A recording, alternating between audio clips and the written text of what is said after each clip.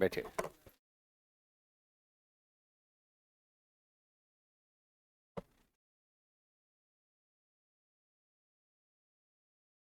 निबंध की चर्चा को आगे बढ़ाते हैं। और अभी हम लोग प्रस्तावना में है कैसे हम लोग इंट्रो लिखें। क्लियर है? कल कुछ तरीकों को हम लोगों ने देखा था।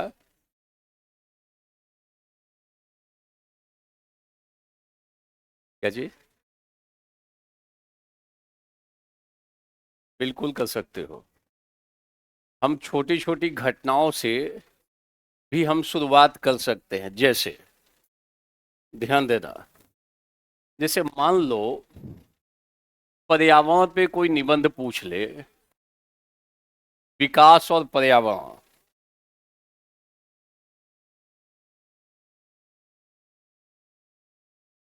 पर्यावरण,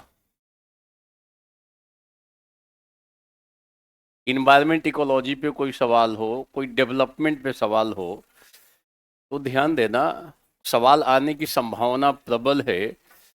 क्योंकि पूरे विश्व में कुछ जो समस्याएं हैं, उसमें सबसे बड़ी समस्या कौन सी समस्या है? जो ग्लोबल वार्मिंग है, पूरे विश्व की सबसे बड़ी समस्याओं में से एक है, जिसको लेकर अभी भी आपस में सहमति नहीं बन पा रही है। अलग अलग देश बैठते हैं, कुछ ना कुछ मतभेद हो जाता है। होता है? बोलो। तो अगर मान लो कोई भी सवाल ऐसा बन जाता है, तो हम अभी पीछे जोशी मठ में घटना घटी, हम उससे शुरुआत कर सकते हैं। केरल के वायनाड में हुआ, हम उससे घटना लिख सकते हैं। कैसे लिखेंगे? ध्यान देना। मान लो पर्यावरण पे कोई निबंध आ गया, विकास पे, डेवलपमेंट पे कोई निबंध आ गया, तो हम छोटे से घटनाक्रम से शुरुआत कर सकते हैं। कैसे लिखोगे? अभी हाल ही में कैसे शुरुआत करोगे? अभी हाल ही में जोशी मठ में लोगों के मकानों में दरार आने लगी।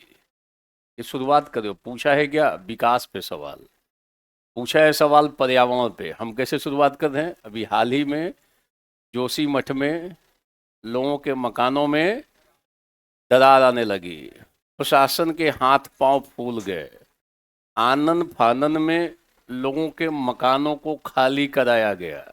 ये भाषा यही रखो, बिल्कुल सरलतम शब्दों में आकर्षक भाषा, अट्रैक्ट करेगा। सामने वाले को लगेगा कि भी छोटा छोटा लाइन लिख रहा है, अच्छे शब्दों का प्रयोग है, इम्पैक्टफुल शब्दों का प्रयोग है। और ध्यान रखना, निबंध लिखते वक्त आप उर्दू के भी शब्दों को प्रयोग कर सकते हो, कोई दिक्कत नहीं है। और जगहों पे थोड़ा सतर्कता रखनी होती है, मगर निबंध लिखते वक्त स्पेशली जो हिंदी में लिख रहे हैं, वो हिंदी के साथ साथ जो उर्दू के शब्द हैं जो दैनिक बोलचाल की भाषा में हैं, उनको भी हम यूज करेंगे। अंग्रेजी वाले तो अंग्रेजी में ही चलेंगे। ध्यान रखना। तो प्रशासन के हाथ पांव फूल गए और त्वरित कार्रवाई करते हुए लोगों को अपना घर खाली कराया गया। यह दर्शाता है कि यह चिंता, यह व्यक्त करता है, ये जो घटना है, कि क्या हमारा विकास सही दिशा में हो रहा है। हम डेवलपमेंट तो कर रहे हैं, परंतु क्या डायरेक्शन राइट है? क्या हम राइट डायरेक्शन में डेवलप कर रहे हैं? ये बढ़ती हुई पर्यावरणीय चिंता को भी जाहिर करता है। और यहीं पे पहला आपका पैराग्राफ खत्म, इंट्रोडक्शन यहीं पे खत्म है। क्लियर? बोलो। हम छोटी छोटी घटनाओं से शुरुआत कर सकते हैं, और ये बेहतरीन इम्पैक्ट डालेगा, अच्छा इम्पैक्ट डालेगा। कोई अच्छा रियल कोई इंसिडेंट हो, कभी कभी छोटी कहानी से शुरुआत कर सकते हो, स्टोरी क्रिएट भी कर सकते हो। और स्टोरी आप, जो जेन्युइन स्टोरी है, छोटी सी स्टोरी, उसको उसको भी आप ऑप्ट कर सकते हो। जैसे, ये समझ में आ गया? सारे लोग बोलो। ऐसे शुरुआत कर सकते हैं। जोशी मठ की घटना नोट कर लो। हाल ही में घटित घटना से शुरुआत कर सकते हैं। हाल ही में घटित घटना से, कोई ऐसा इंसिडेंट जो रिसेंटली अकर्ड हुआ हो। We can start our essay with recent incidents, जैसे जोशी मठ, जैसे वायनाड। क्लियर? और अभी रिसेंट में आप देखोगे जंगलों में आग जो अमेरिका के कैलिफोर्निया में लगी है, इस पे भी आप कर सकते हो, यहाँ से भी शुरुआत कर सकते हो। कि अमेरिका के कैलिफोर्निया में जो जंगलों में अभी हाल ही में आग लगी, अमेरिका वर्ल्ड का सबसे डेवलप कंट्री है, उसके भी हाथ पांव फूल गए। पूरी ताकत के बाद भी उससे ज्यादा पावर तो नहीं है किसी के पास, उसके बाद भी वो सक्षम नहीं हो पाया उस आग को बुझा दे। और अभी भी वहां की धरती, वहां के आसपास की चीजें कठिनाई पैदा कर रही हैं। ये दर्शाता है कि क्या हम विकास सही दिशा में कर रहे हैं। यह पर्यावरण के लिए चिंता का विषय है, it's a matter of concern. बोलो, तो हम उस घटना से भी शुरुआत कर सकते। अगर कोई पर्यावरण पे सवाल आए, इन्वायरमेंट पे, ग्लोबल वार्मिंग पे, तो इस घटना को नोट करोगे। समझ में आया? हम जंगलों में आग लिख लेना। आप हर एक साल आप देखोगे पीछे कुछ वर्षों से अमेजन के जंगलों में आग लग रही है, लग रही है। और उसको बुझाने के लिए खूब प्रयास करना पड़ता है, वो विश्व के फेफड़े कहलाते हैं, और उनमें भी आग लग रही है।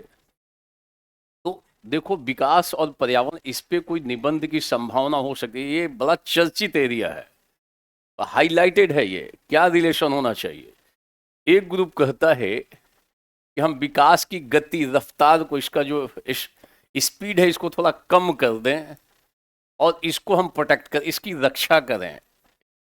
जो पर्यावरणविद हैं, जो इन्वायरमेंटलिस्ट हैं, उनका अप्रोच क्या है कि इसको ठीक से प्रोटेक्ट करो और थोड़ा डेवलपमेंट, इतनी रफ्तार की जरूरत नहीं है, थोड़ा सा इसको क्या करो, थोड़ा कम करो। बोलो। दूसरा ग्रुप कहता है कि नहीं, ये तो रफ्तार होगी ही होगी और थोड़ी बहुत क्षति तो पहुंचेगी ही पहुंचेगी। बोलो। तो विकास के जो ज्यादा समर्थक कहते हैं कि पर्यावरण को तो क्षति पहुंचेगी, अगर आप डेवलपमेंट कर रहे हो तो कुछ ना कुछ अटैक होगा ही होगा। बोलो यस और नो? बैलेंस्ड अप्रोच है सस्टेनेबल डेवलपमेंट में। कौन सा अप्रोच है? डेवलपमेंट तो करेंगे बट सस्टेनेबल हो। अगर हम वृक्ष को काटेंगे तो 4 वृक्ष लगा भी देंगे। बोलो यस और नो?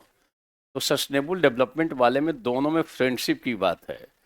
न तो हम ओनर हैं, पहले व्यक्ति और पर्यावरण में स्थिति थी, इस सबको थोड़ा थोड़ा पॉइंट केवल लिख के छोड़ो तो उसको लंबा खींच सकते हैं।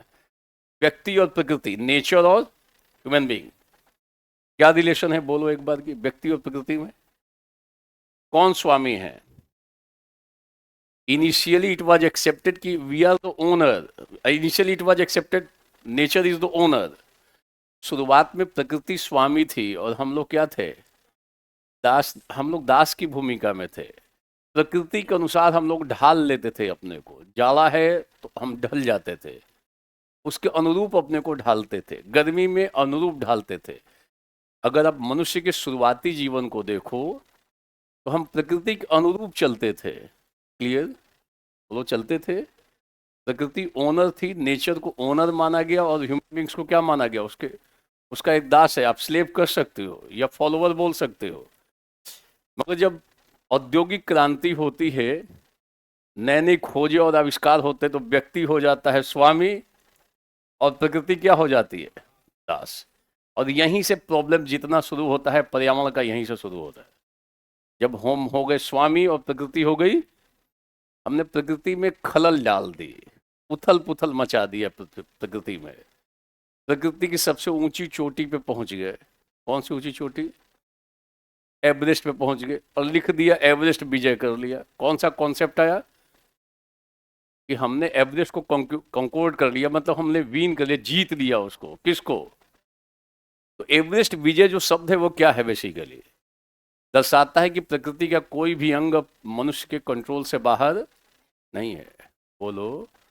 और जब लगा प्रकृति के साथ हमने अंधाधुंध शोषण किया, एक्सप्लॉयट किया बाय हुक और बाय क्रुक, जब खूब हमने एक्सप्लॉयट किया प्रकृति को, तो प्रॉब्लम्स आने लगे, environmental problems, global warming, global boiling, acid rain, बहुत सारे प्रॉब्लम्स आने लगे। Ozone layer. अब जाके है कि दोनों मित्रवत रहें। क्लियर? तो न तो हम स्वामी हैं और न तो हम दास हैं, बल्कि हम लोग प्रकृति के क्या हैं? फ्रेंड हैं। क्या हैं? सस्टेनेबल डेवलपमेंट में यही कॉन्सेप्ट है, फ्रेंडशिप का कॉन्सेप्ट है। तुम भी रहो, हम भी रहें, और दोनों एक दूसरे को क्या करें? सपोर्ट करें, म्यूचुअल सपोर्ट करें। ये और नो? तो कभी ऐसा सवाल मिल जाए ना पर्यावरण पे, तो इसको 3 पैराग्राफ घुमा सकते हो। कि पहले शुरुआती दौर में मनुष्य दास था, प्रकृति, हम प्रकृति के अनुसार अपने को ढाल लेते थे। क्लियर? मगर जैसे ही औद्योगिक क्रांति हुई, बड़ी बड़ी मशीनों के आविष्कार, मशीनों का निर्माण हुआ, हमने प्रकृति को क्षत विक्षत कर दिया। हमने खूब उसको एक्सप्लॉइट, अंधाधुंध शोषण किया प्रकृति का, किया। सारे लोग बोलो किया। और जब रिजल्ट बुरा आने लगा तो हम अलर्ट हुए। अब हम उसको कहते हैं इको फ्रेंडली टेक्निक से हम एक्सप्लॉइटेशन करेंगे। कौन सा टेक्निक? पर्यावरण मित्र तकनीक से हम प्रकृति के अवयवों का दोहन करेंगे। नेचुरल रिसोर्सेज को हम कैसे दोहन करेंगे? इको फ्रेंडली टेक्निक से। ये सो? और उसी क्रम में कौन सा कॉन्सेप्ट आ गया? सस्टेनेबल। तुम भी रहो, तो बोलो तुम भी रहो और हम भी रहे। तो कभी मानव प्रकृति संबंध पे कोई सवाल बना तो आप इस पे लगभग 2 पैराग्राफ आराम से इस थॉट पे निकाल सकते हो। तो लिख लेना, ओनर, इनिशियली लिख लेना, आरंभ में मनुष्य दास, प्रकृति स्वामी। पहला स्टेज था मानव प्रकृति संबंध का। अब ज्योग्राफी पढ़ोगे तो उसमें भी मिलेगा, ऑप्शनल पढ़ोगे तो मिलेगा। जिसका ज्योग्राफी ऑप्शनल हो तो उसमें ये कॉन्सेप्ट आता है। क्लियर है? आरंभ में क्या स्थिति थी? प्रकृति को ओनर माना गया, नेचर को ओनर माना गया, और हम लोग स्लेव्स की भूमिका में रहे, उसके अकॉर्डिंगली हम लोग ढलते थे। सेकेंड स्टेज कब से शुरू हुआ? After industrial revolution. तो कुछ कुछ की टर्म में बोल रहा हूँ अंग्रेजी में, वहां से आप मैनेज कर लोगे, इंग्लिश वाले ध्यान रखना। आफ्टर इंडस्ट्रियल रिवोल्यूशन क्या हुआ कि बड़ी बड़ी जो बिग मशीन्स जो बनी, नई नई मशीनें बनी, बड़ी बड़ी मशीनें बनी, तो हमने जम के प्रकृति का शोषण किया। हमने एक्सप्लॉयटेशन खूब किया प्रकृति का, और बिना मनमाने तरीके से किया। तो अंधाधुंध प्रकृति का शोषण प्रारंभ, लिख लो, प्रकृति का अंधाधुंध शोषण प्रारंभ। और तब परिणाम निकला, रिजल्ट क्या निकला, आउटकम क्या हुआ? परिणाम हुआ पर्यावरणीय असंतुलन, ग्लोबल वार्मिंग। अब लिख लो रिजल्ट क्या हुआ? ग्लोबल वार्मिंग, एसिड रेन, बोलो, पॉल्यूशन, डिफरेंट टाइप की चीजें आने लगी, आदि लिख लोगे। और थर्ड स्टेज में आ गए हैं हम लोग, जहां अब सस्टेनेबल डेवलपमेंट की बात, फ्रेंडशिप की बात की जाती है, को existence of both nature and human beings, both को एग्जिस्टेंस पे अब बात की जा रही है। कोऑपरेशन, म्यूचुअल कोऑपरेशन की बात की जा रही है, सह अस्तित्व की बात की जा रही है। किसकी बात? देखो मैं जो बोल रहा हूँ शब्दों को उसी पे लाइन बनाना है। हमने तो टर्म बता दिया, ये देखो ये टर्म, ये टर्म, अब बैठ कर लाइन बनाओ। सबका लाइन एकदम एज इट इज नहीं होना चाहिए। जो ज़्यादा अच्छे से पढ़ लेगा वो अच्छा लाइन बना लेगा, कम पढ़ेगा कम बनाएगा। तो ये अंतर होना भी चाहिए। ऐसा नहीं कि सारे लोग रट के जाके लिख दो एक ही लाइन, तो फिर तो दिक्कत होगी, सबको तो नंबर मिलेगा नहीं। क्लियर? तो इस पे आप जब मौका मिल जाए तो एक पैराग्राफ निकाल दोगे, 2 पैराग्राफ निकाल दोगे। और कभी अगर मिल जाए तो आप जोशी मठ की घटना से शुरुआत कर सकते हो, वायनाड के इंसिडेंट से कर सकते हो, अभी अमेरिका में जो आग लगी है उससे कर सकते हो, कर सकते हो। बोलो क्लियर, बोलो क्लियर। लिख सकते हैं। तो हम रिसेंट कोई अभी हाल ही में कोई घटित घटना हो, उससे हम निबंध की शुरुआत कर सकते हैं। ध्यान रखना, कई जगहों पे ऐसी स्थिति बनती है। क्लियर? नेक्स्ट। अरे पहले देखते हैं ना, अभी तो पूरा मिड पार्ट बचा हुआ है, अभी तो लंबा उसका विवेचना करना है, बहुत सारा लंबा देखेंगे उसको। क्लियर? अभी देखो, एक एक करके चीजों को देखते चलो, तुरंत हम लोग आ जाएंगे मध्य भाग में भी, जो मेन बॉडी है उसको कैसे हम डेवलप करें। क्लियर? बोलो क्लियर। नेक्स्ट। जैसे हमने कल भी कहा था, कई सारे जो रिसेंट रिपोर्ट्स हैं उनको आप कलेक्ट कर सकते हो, या कई चीज़ें जो अभी हम लोगों ने डिसाइड किया है कि हमको ये प्राप्त करना है, तो 5-6 चीज़ें नोट कर लो। Almost every year you are going to use those things, तो वो नोट कर लेना। ये बताओ 2070 तक हमने क्या डिसाइड किया है? कल लिख लिया है, लिख लिया है एक रिपोर्ट। 2047 तक हमने क्या डिसाइड किया है? लिख लिया है। लिखने का स्कोप बन रहा है। अभी हम कौन से फेज से गुजर रहे हैं? अमृत काल से गुजर रहे हैं। मान लो कोई भी सवाल हो, मान लो जनसंख्या पॉपुलेशन पे हम वर्ल्ड के सबसे पॉपुलेटेड कंट्री हैं, और हम इसको लिखते वक्त हम बोलेंगे अभी हम लोग अमृत काल के दौर से गुजर रहे हैं। अगर हम अपने जनसंख्या को, जो पॉपुलेशन है, इसको मानव पूंजी में तब्दील कर दें, ह्यूमन कैपिटल के रूप में कन्वर्ट कर दें। पॉपुलेशन है, बोलो। वर्ल्ड की सबसे ज़्यादा पॉपुलेटेड हम लोग कंट्री हैं, बोलो ये और नो। तो सबसे अधिक मानव हमारे देश में है, बोलो ये और नो। इस मानव को यदि मानव पूंजी में बदल दें तो फिर तो वरदान है, बोलो ये और नो। फिर हम लोग डेमोग्राफिक डिविडेंड शब्द का इस्तेमाल कर सकते हैं, जनसंख्या लाभांश। इस जनसंख्या का लाभ ले लेंगे, और नहीं तो ये हो जाएगा वरदान। क्लियर? अगले कुछ वर्षों में कितनी जनसंख्या शहरों में जाएगी? बोलो कितनी प्रतिशत? 40%। हम लोग कब तक थर्ड वर्ल्ड इकोनॉमी बनने के प्रयास में हैं? 2000। मान लो लिख रहे हो woman woman empowerment, last year सवाल था, महिला सशक्तिकरण पे सवाल था। शुरुआत कर रहे हो कि शुरुआत कर रहे हो, इस लाइन से शुरुआत कर सकते हो। शुरुआत कर रहे हो कहां से? पूछा है महिला सशक्तिकरण, और शुरुआत कहां से कर रहे हो? कि भारत ने अभी यह निर्धारित किया है कि 2047 तक विकसित राष्ट्र की श्रेणी में, डेवलप कंट्री की श्रेणी में अपने को स्वयं को स्थापित करना है। सवाल क्या पूछा गया है? शुरुआत कहां से कर रहे हो? 45 से। विकसित राष्ट्र तभी बन सकते हैं ना जब समाज के सभी जो वर्ग हैं उनको विकास प्रक्रिया में भागीदारी हो। महिलाओं की जनसंख्या लगभग आधी है। देश की जनसंख्या का आधा भाग कौन? जब तक महिलाओं को सशक्त नहीं करेंगे तब तक इस लक्ष्य की प्राप्ति। हो गया आपका इंट्रोडक्शन। 47 से शुरुआत कर रहे हैं, कई जगहों पे कर सकते हैं, ध्यान देना। क्लियर? तो पूछा है महिला सशक्तिकरण, शुरुआत एक लक्ष्य से कर रहे हैं और वहां से जोड़ते हुए आगे बढ़ सकते हैं। मान लो इससे नहीं कर रहे हैं, हम इससे शुरुआत कर सकते हैं महिला सशक्तिकरण की। किससे? वुमेन एम्पावरमेंट पे सवाल है ना, पिछली बार भी है, हो सकता है फिर से कोई ना कोई सवाल बने। हम लोगों ने क्या लक्ष्य रखा है? सारे लोग बोलो क्या लक्ष्य रखा है? 2030 तक वर्ल्ड की थर्ड इकोनॉमी बन जाए, विश्व की तृतीय बड़ी अर्थव्यवस्था बनने के हम लोग प्रयास कर रहे हैं। बोलो कर रहे हैं। कब संभव होगा? जब सब सारे लोगों की भागीदारी हो। अभी भी जो जनसंख्या का जो एक लगभग आधा भाग है वो ज्यादा पिछड़ा हुआ है, ज्यादा पिछड़ा हुआ है। जब तक उसको विकास प्रक्रिया में हम भागीदार नहीं बनाएंगे, को निर्णय प्रक्रिया और विकास प्रक्रिया में भागीदार नहीं बनाएंगे, तब तक इस लक्ष्य की प्राप्ति संभव।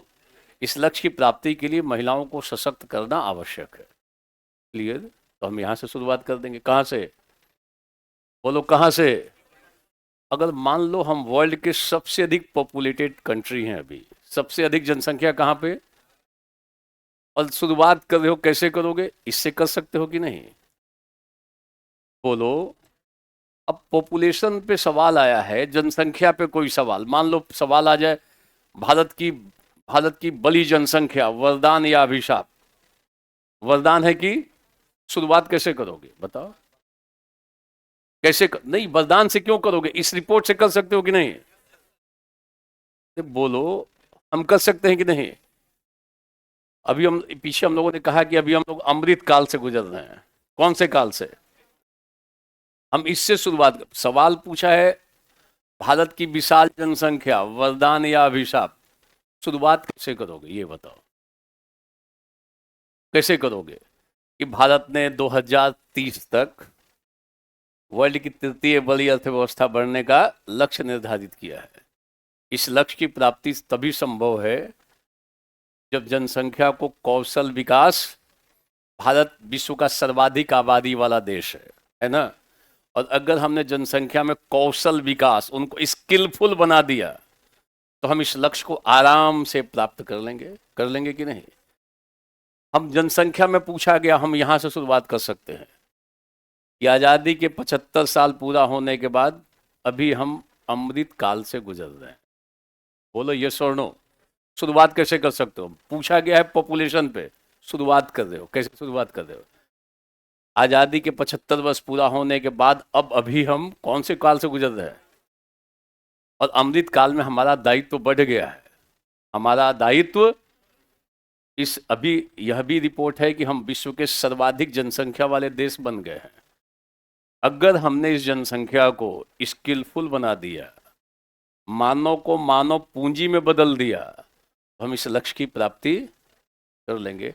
इस लक्ष्य की प्राप्ति नहीं करेंगे 2030 तक, बल्कि 2047 तक विकसित भारत का भी सपना पूरा हो जाएगा। तो पूछ रहा है पॉपुलेशन पे और जोड़ रहे हो यहां से, पूछ रहा है महिला सशक्तिकरण पे, जोड़ रहे हो यहां से, पूछ रहा है नई शिक्षा नीति, जोड़ सकते हैं यहां से कि नई शिक्षा नीति में क्या है। जो न्यू एजुकेशन पॉलिसी पूछा है ना, हम उसमें भी शुरुआत कर सकते हैं। किससे? तो तरीका देखो कैसे कनेक्ट करना है। नई शिक्षा नीति केवल आपको शिक्षित करती है कि स्किलफुल भी बनाती है? बोलो, कौशल विकास पे बल है कि नहीं है? तो कोई व्यक्ति बेरोजगार रहेगा क्या? शिक्षा मिल रही है ऐसी कि आप इथिकल भी हो जाओगे, मतलब प्रोफेशनलिज्म भी आ जाएगा, ये सोनो, स्किलफुल भी हो जाओगे, डिग्री भी ले लोगे। तो बोलो ये सोनो। होलिस्टिक डेवलपमेंट ऑफ पर्सनालिटी का भाव है अपनी नई एजुकेशन पॉलिसी में। तो अगर अगर ठीक से इसको लागू कर दिया जाए, राज्य सरकार और केंद्र सरकार दोनों मिल के ठीक से लागू कर दे, क्योंकि समवर्ती सूची में है ये शिक्षा, हो सकता है राज्य जल्दी माने नहीं। ये संभव है कि नहीं? अगर राज्य और केंद्र दोनों लोग मिलकर अच्छे से एफर्ट करें और नई एजुकेशन पॉलिसी को ठीक से लागू किया जाए, तो फिर इसका रास्ता प्रशस्त होगा। किसका रास्ता? अरे किसका रास्ता? 2047 तक विकसित भारत का सपना पूरा हो जाएगा। क्लियर? तो देखो एक चीज को हम कितने तरीके से कनेक्ट कर सकते हैं। अगर इन्वायरमेंट और इकोलॉजी पे कोई सवाल बन जाए तो आप इससे शुरुआत कर सकते हो। 2070 से यही से शुरुआत हो रही है कि भारत ने हाल ही में 2070 तक नेट जीरो कार्बन उत्सर्जन का लक्ष्य निर्धारित किया है। आया है पर्यावरण पे निबंध, और शुरुआत कहाँ से कर रहे हो? समझ में आ रहा है? तो आपके पास ऐसा कुछ कुछ लाइन हो ना, उसको एक जगह इकट्ठा कर लो, 20 पेज का नोट्स बना लो ना, 20 पेज। और कोई निबंध नहीं होगा जिसका पार्ट आपको मिल ना जाए। खेलने का तरीका डेवलप कर लो, बहुत ज़्यादा नहीं पढ़ना है। अपने ज्ञान को कैसे यूज करना है, इंटरडिसिप्लिनरी अप्रोच चाहिए। पढ़े हो एक जगह, यूज तीसरी चौथी पांचवी जगह कर रहे हो, ये तरीका होना चाहिए, फिर तो निबंध बहुत आसान है। आप देखोगे कई लोग बिना पढ़े भी जाते हैं और नंबर पाके आ जाते हैं, क्योंकि उनका पहले इस टाइप का अप्रोच क्लियर रहता है। एक ज्ञान को 4 जगह इस्तेमाल कर रहे हैं। क्लियर? अब कई लोगों के दिमाग में रहता है एक ज्ञान एक ही जगह इस्तेमाल करेंगे। जो पढ़ा है जब पूछेगा तभी लिखेगा। कितने लोगों ने प्रस्तावना याद कर लिया है, प्रेम्बल? हमने बोला था कल है। अच्छा ध्यान कर ले, पहले नोट कर लो, क्या याद कर लेना है, नोट करो पहले। मगअप, आप उसको अंडरस्टैंडिंग डेवलप कर लो। पहला पॉइंट सारे लोग कल याद करके आओगे, मैं तरीका बताऊंगा यूज करने का। पहला है प्रस्तावना, भारतीय संविधान की प्रस्तावना मगअप कर लोगे, एक एक शब्द को लिख लो। प्रेम्बल ऑफ इंडियन कॉन्स्टिट्यूशन रट लोगे, कोई दिक्कत? लिख लो, रट लेना है, समझ लेना है। क्या करना है? शायद कोई ऐसा निबंध हो जिसको हम कनेक्ट न कर दें प्रस्तावना से। मान लो महिला सशक्तिकरण लिख रहे हो, वुमेन एम्पावरमेंट है, कनेक्ट कहां से करेंगे? प्रस्तावना से। कहां से? प्रेम्बल से। प्रेम्बल में कहा गया इक्वलिटी, लिबर्टी, जस्टिस, समानता, स्वतंत्रता और समानता, स्वतंत्रता और न्याय तब तक नहीं हो सकता जब तक महिलाओं को सशक्त नहीं किया जाए। ये नो, क्योंकि जेंडर डिस्क्रिमिनेशन बहुत है। बोलो क्या चीज? प्राचीन काल में कर सकते हो, मगर शुरुआत में प्राचीन में मत जाओ।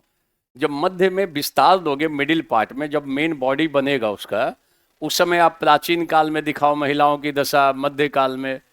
एकदम शुरुआत में मत जाओ। शुरुआत में आकर्षक शुरुआत हो, एट्रैक्टिव शुरुआत हो। क्या क्या चीज, एक बार फिर आवाज सुनाई दे रही है?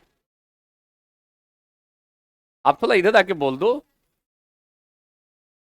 एक बार रुको, हाँ बोलो। बिल्कुल सावित्रीबाई फूले लिखेंगे ना, बिल्कुल लिखेंगे। सावित्रीबाई फूले विश्व की, भारत की पहला महिला शिक्षक, वहां से शुरुआत कर सकते हैं। मगर बीच में स्कोप बहुत है लिखने का। सावित्रीबाई फूले के सावित्रीबाई फूले के बारे में महिला सशक्तिकरण हो तो इसमें सावित्रीबाई फूले का नाम आना चाहिए।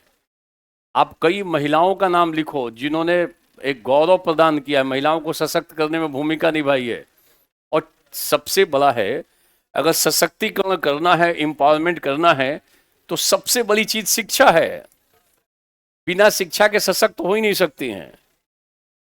और शिक्षा के मामले में महिलाओं को शिक्षा देने में सबसे बड़ा योगदान किसका है? शुरुआत किया था ना, उनका नाम तो अवश्य आना चाहिए। तो करोगे क्या? जिसे मान लो हमने कहा शुरुआत में कि निबंध का पेपर जब लिखना शुरू करोगे तो स्ट्रक्चर बनाओगे। तो स्ट्रक्चर बनाते वक्त आपने वहां पे सब फूले केवल शब्द लिख दिया, सावित्रीबाई फूले जोड़ना है, मतलब याद रहे, मिस न हो जाए। तो शुरुआत में जब स्ट्रक्चर बनाओगे तो फूले लिख के छोड़ दिया आपने, फिर आप जैसे ही स्ट्राइक करेगा फूले, आप 4 लाइन खींच दोगे। यही तरीका होता है।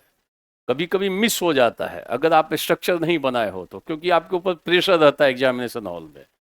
तो जब शुरुआत में स्ट्रक्चर बनाओ तो पूरा देख लो किसको किसको जोड़ सकते हैं। इंदिरा गांधी को भी जोड़ सकते हैं कि नहीं? और जो महिलाएं हैं जो अच्छे पद पे, उनसे भी सशक्तिकरण की तो आस लगती ही है। बोलो, सशक्तिकरण में बिहार सरकार को जोड़ सकते हैं। रिजर्वेशन दिया है ना अभी। अभी पुलिस में सबसे अधिक पूरे, हमको लगता है भारतवर्ष में एक विशिष्ट स्थान है कि नहीं है? तो बोलो है कि नहीं है? तो उसको भी डाल दोगे। तो प्रशासन में महिलाओं की स्थिति तो आपने शॉर्ट शॉर्ट में लिख के छोड़ दिया है स्ट्रक्चर में, और धीरे धीरे उसको एक एक पैराग्राफ का क्या कर रहे हो। जब फूले याद आए तो एक पैराग्राफ, बिहार में प्रशासन में एक पैराग्राफ, ऐसे ही बनता है निबंध धीरे धीरे। मगर एक स्ट्रक्चर बना लो, बेहतर होगा। क्लियर? बोलो क्लियर। Is it clear? पहला क्या याद कर लोगे? बोलो क्या याद कर लोगे? प्रस्तावना रट लो, लिखना ही है। पूरी प्रस्तावना को लिखने की जरूरत नहीं है, उसके जो शब्द उसके भीतर हैं, इक्वलिटी है, जस्टिस है, लिबर्टी है, सोशलिज्म है, डेमोक्रेसी है, उसमें फ्रेटर्निटी है, सॉवरेंटी है, इंटीग्रिटी इंटीग्रिटी है, ये बंधुत्व है शब्द है। उन शब्दों को कहीं कहीं लिखने की जरूरत है। क्लियर? और उसको लिखेंगे तो अच्छा इम्पैक्ट जाएगा। भारतीय संविधान की प्रस्तावना रट लेना है, रट लोगे। ऑलमोस्ट एवरी ईयर लिख रहे हैं। हो सकता है पॉलिटी में सवाल पूछ ले प्रस्तावना पे तो वहां लिख दो, और नहीं तो यहां तो लिखना ही है। घुमा फिरा के जोड़ देंगे, ज्यादातर निबंध को जोड़ेंगे। ध्यान देना, अधिकांश निबंधों को हम प्रस्तावना से जोड़ सकते हैं। किससे जोड़ सकते हैं? भारतीय संविधान की प्रस्तावना। कैसे बना इस पे नहीं है, वो कौन चीज कहां से लिया गया, आयरलैंड से लिया कि ब्रिटेन से लिया, इस सब पे माथापच्ची करने की जरूरत नहीं है। इथिक्स यहाँ के लिए, पॉलिटी के लिए जरूरत है। दूसरा पॉइंट जो याद कर लेना है, नोट करोगे, फंडामेंटल ड्यूटीज नोट कर लो, याद कर लो। 11 टिप्स पे होने चाहिए, लिख लो पहले। 11 फंडामेंटल ड्यूटीज याद कर लेना है। कोई वर्ष शायद ऐसा नहीं है जब हम निबंध लिखते वक्त 11 में से 1 या 2 को न लिख दें। लिखेंगे ही लिखेंगे। महिला सशक्तिकरण होगा तब लिखेंगे, पर्यावरण होगा तब लिखेंगे, एआई होगा तब लिखेंगे।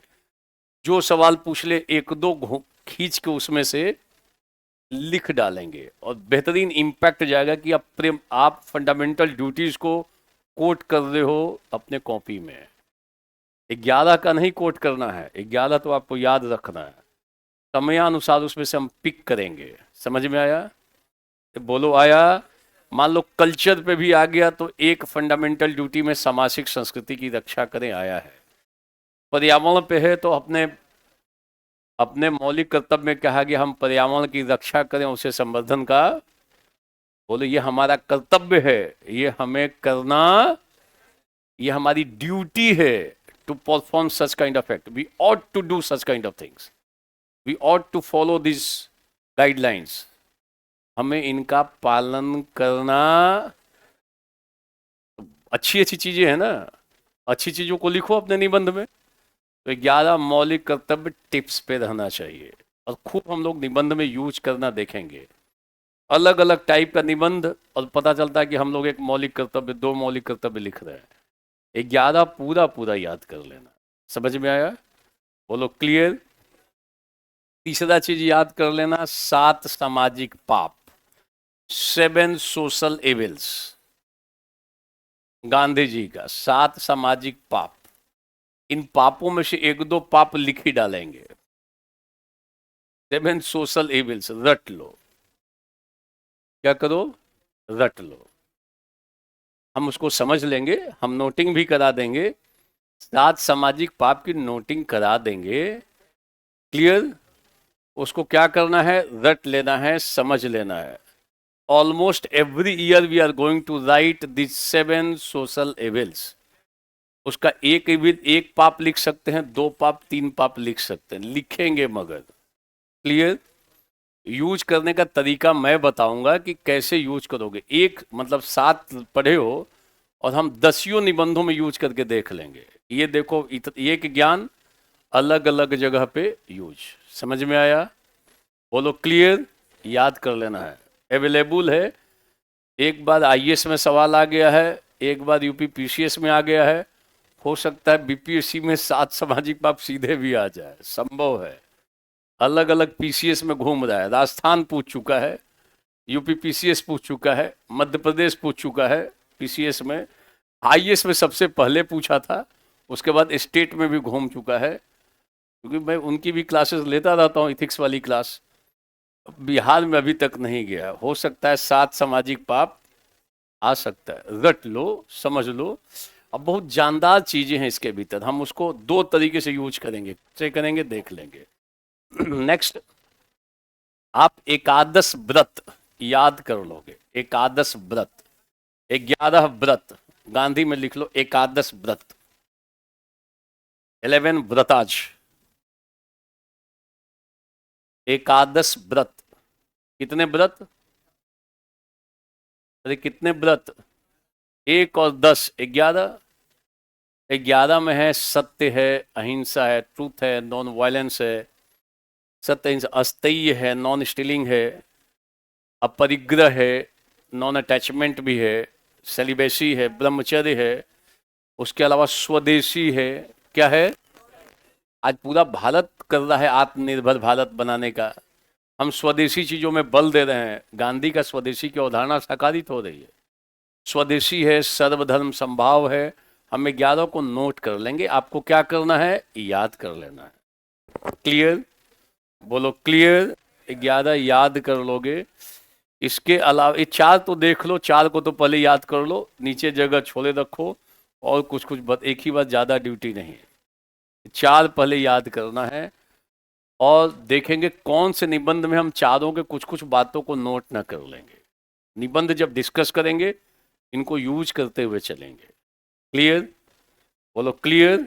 चारों रट लो, इससे तरीका मिले। 4 पैराग्राफ तो इन 4 से निकाल सकते हो।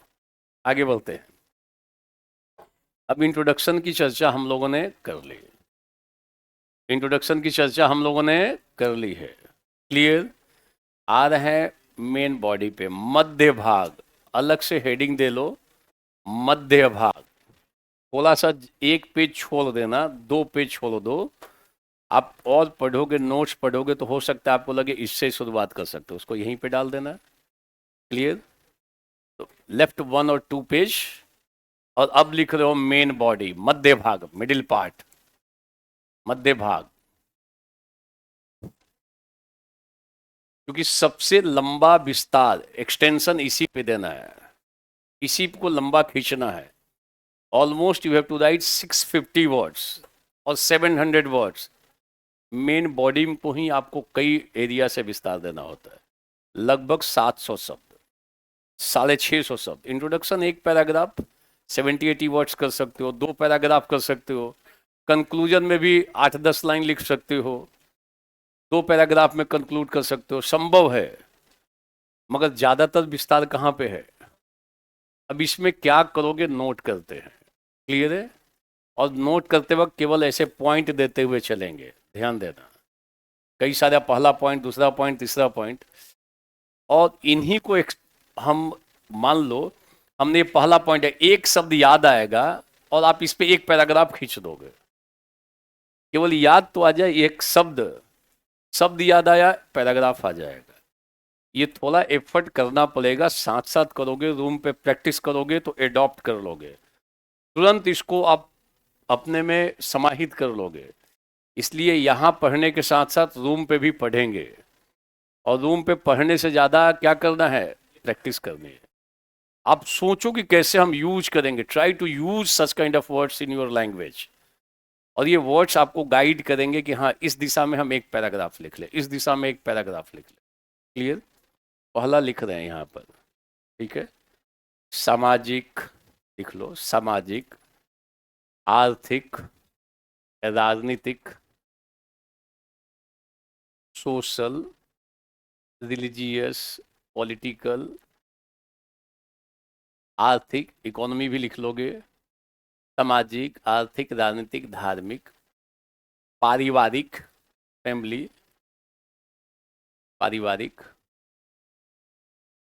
पर्यावरणीय, पर्यावरण, इन्वायरमेंटल, पर्यावरणीय, प्रशासनिक, प्रशासनिक, ठीक है, अंतर्राष्ट्रीय, इंटरनेशनल।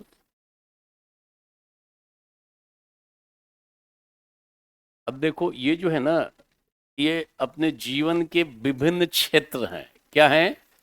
क्षेत्र हैं। सामाजिक क्षेत्र, आर्थिक क्षेत्र, different areas, social aspects, political aspects, religious aspects, economic sphere, ये सुनो, इंटरनेशनल एरिना, इन्वायरमेंटल स्फीयर, ऐसे कर सकते हो। जैसे मान लो लास्ट ईयर पूछा, वुमेन एम्पावरमेंट पूछा, पूछा ये सवाल था 24 में, है आपके पास निबंध? 24 का सवाल है। अब इसको डिफरेंट एरियाज में दिखाओ, तो सोशल स्फीयर में दिखाओ कि सामाजिक क्षेत्र में कैसे हम सशक्त करेंगे, आर्थिक क्षेत्र में कैसे सशक्त करेंगे, बोलो, राजनीतिक क्षेत्र में कैसे सशक्त करने का मतलब, अगर इंपावरमेंट चाहिए तो किस कैसे इंपावरमेंट होगा, सोशल एरियाज में करो, इकोनॉमिक सेंस में करो, पॉलिटिकल स्फीयर में करो, तो फिर महिलाएं वास्तव में सशक्त हो जाएंगी। एरियाज बांटो।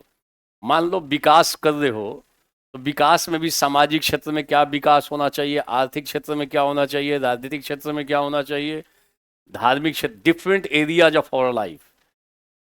हम लोग का जो जीवन है, लाइफ है, उसके डिफरेंट एस्पेक्ट हैं। जैसे लास्ट ईयर एक सवाल था, बीपीएससी का सवाल बता रहा हूँ, सवाल देखो आप, सवाल देखो, 23 का सवाल देखो, बीपीएससी का पूछा है, विचार जीवन का आधार है। देखो आप,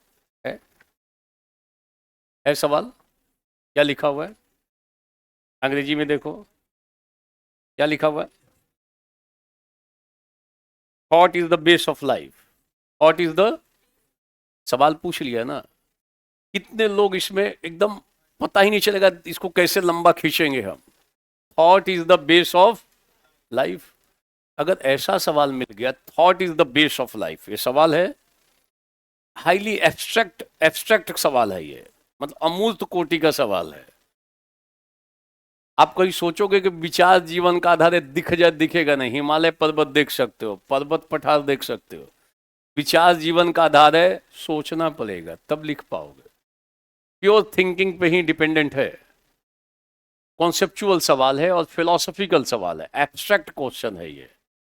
एब्स्ट्रैक्ट क्वेश्चन कई बार दिक्कत करता है, कठिनाई पैदा करता है, ध्यान देना। थोड़ा सा ध्यान दोगे तो बहुत आसान है। क्या पूछा गया, विचार अब जीवन का आधार है कि thought is the base of life, तो जीवन का संदर्भ क्या हो गया? सामाजिक जीवन का आधार है, बोलो। आर्थिक जीवन का आधार है, धार्मिक जीवन का आधार है, बोलते जाओ। राजनीतिक जीवन का आधार है, हमारे पर्यावरणीय जीवन का भी आधार क्या है? पारिवारिक जीवन का आधार भी कौन है? विचार है। बोलो कौन है? थॉट है। Thought is the base of life. देखो, थॉट जैसा होता है वैसा ही हम एक्शन करते हैं, कर्म करते हैं। ये बताओ, थॉट पहले आता है कि कर्म पहले आता है? विचार पहले कि कर्म पहले है? फिर से बोलो, विचार पहले कि कर्म पहले? तो जैसा विचार होगा मन में वैसा ही कर्म करेंगे। कौन से एरिया में कर्म करोगे? Different areas of life. तो जो पहला पॉइंट लिखा, सामाजिक, आर्थिक, राजनीतिक, धार्मिक, पर्यावरणीय, आप समाज में क्या काम करोगे वैसे थॉट अगर बुरा है आपके भीतर तो भेदभाव करोगे, समाज में डिस्क्रिमिनेशन करोगे, शोषण करोगे, दूसरे को अत्याचार करोगे। ये नो? क्योंकि आपका विचार भीतर में वही है तो समाज में वही तो काम करोगे। बोलो, अच्छा विचार है तो अच्छा काम करोगे। हमेशा thought is prior than action. जैसा विचार वैसा कर। फिर से बोलो, जैसा विचार। पहले आपके अंदर विचार आया कि केजीएस में चलते हैं, बहुत अच्छी कोचिंग है, पहले क्या आया? बाद में आपने कर्म किया ना। कि कर्म पहले की हो कि विचार पहले आया है? तो बोलो, अब थॉट इसको 700 शब्द में खेलना है तो ये बताओ, थॉट हमेशा पॉजिटिव होता है कि नेगेटिव होता है? पॉजिटिव भी हो सकता है, और तो निगेटिव थॉट होगा तो जीवन में हम गलत गलत काम करेंगे और डिफरेंट एरियाज में। पॉजिटिव थॉट होगा तो different sphere of our life certainly will perform good deeds, excellent deeds. Yes और नो? हम राइट एक्शन परफॉर्म करेंगे if good thoughts are there in our self. अगर अच्छे विचार हमारे भीतर हैं तो हम काम कैसा करेंगे? इसको तोड़ दोगे निबंध को तो आराम से खेलते खेलते पहुंच जाओगे कहां तक? अच्छा, अगर निगेटिव थॉट्स है तो उसको पॉजिटिव करने के लिए उपाय बताएंगे। अच्छा, कैसे पॉजिटिव थॉट्स आने चाहिए बचपन में? फैमिली के माध्यम से, through family, educational institutes and society, it is possible to inculcate good thoughts in the very beginning of our life। हम बचपन में ही परिवार के माध्यम से, शैक्षणिक संस्थानों के माध्यम से, समाज के माध्यम से अच्छे अच्छे विचारों को बच्चों के मन मस्तिष्क में रोप सकते हैं। रोप सकते हैं कि नहीं? और बच्चा अगर बड़ा होगा तो क्या काम करेगा? फिर से बोलो, कैसा काम करेगा? जीवन के विभिन्न क्षेत्रों में अच्छा काम करेगा। ऐसे आप सवाल देखोगे लगेगा कि 5 लाइन लिखना मुश्किल काम है, और थोड़ा समझ आ जाए कि डिफरेंट एरियाज में घुमाना है तो लगेगा इसको तो घुमाते फिराते लिख देंगे। ये सोनो। अब जब निगेटिव आइडियाज होगा तो पॉलिटिक्स में भी गलत काम करेगा। बोलो, इकोनॉमिक स्फीयर में करप्शन करेगा। ये सोनो, घूस लेगा। अरे बोलो, ये सोनो। आइडिया बैठा हुआ है ना कि कमाना है, सामने वाले को लूट लेना है। बोलो, विचार गंदा तो कार्य बुरा। तो बोलो, ये no? We should promote good deeds in our life. ये नो? अगर आप गांधी के विचार से प्रभावित हो तो क्या करोगे? If you are impressed by Gandhian thought certainly will follow truth and non violence. तो गांधी पे एक पैराग्राफ। गांधी को तो मैंने जब बोला है कि जब मूड हो तब गांधी पे एक पैराग्राफ निकाल दो, कोई दिक्कत है? अरे बोलो, दिक्कत है? तो आप, मैंने वही कहा कि निबंध का विश्लेषण पहले करो। कितने एरियाज में बांटोगे? बांटोगे तो आपका रास्ता खुलता है आगे बढ़ने का, नहीं तो ब्लॉक हो जाएगा, माइंड चौक हो सकता है, पता ही नहीं चलेगा अब कैसे आगे बढ़े, नेक्स्ट स्टेप क्या हो। समझ में आ रहा है? तो बोलो। तो देखने में तो लगता है बड़ा जटिल कॉम्प्लेक्स क्वेश्चन है, एक बार आपने तोड़ा तो लगा कि ये तो बड़ा आसानी से लिख सकते थे। सबसे कम लोगों ने इस सवाल को लिखा होगा।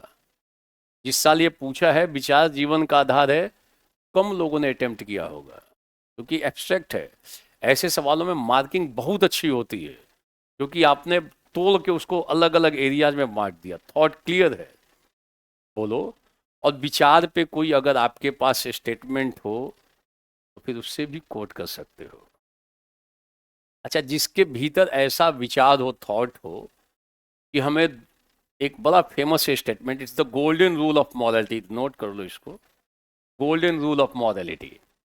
ऐसा विचार अगर है, मान लो क्या है, लो लो, नैतिकता का स्वर्णिम सूत्र, नैतिकता का स्वर्णिम सूत्र लिख लो।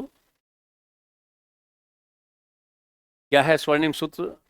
ये नैतिकता का स्वर्णिम सूत्र है कि हमें दूसरों के साथ, नोट कर लोगे, हमें दूसरों के साथ वैसा ही व्यवहार करना चाहिए,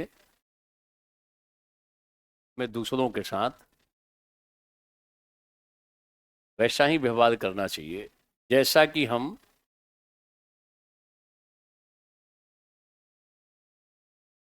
दूसरों से स्वयं के प्रति अपेक्षा करते हैं। We should treat others in the same way as we like should be treated. अब थोड़ा करेक्ट कर लेना इसको। We should treat others in the same way, in the same वे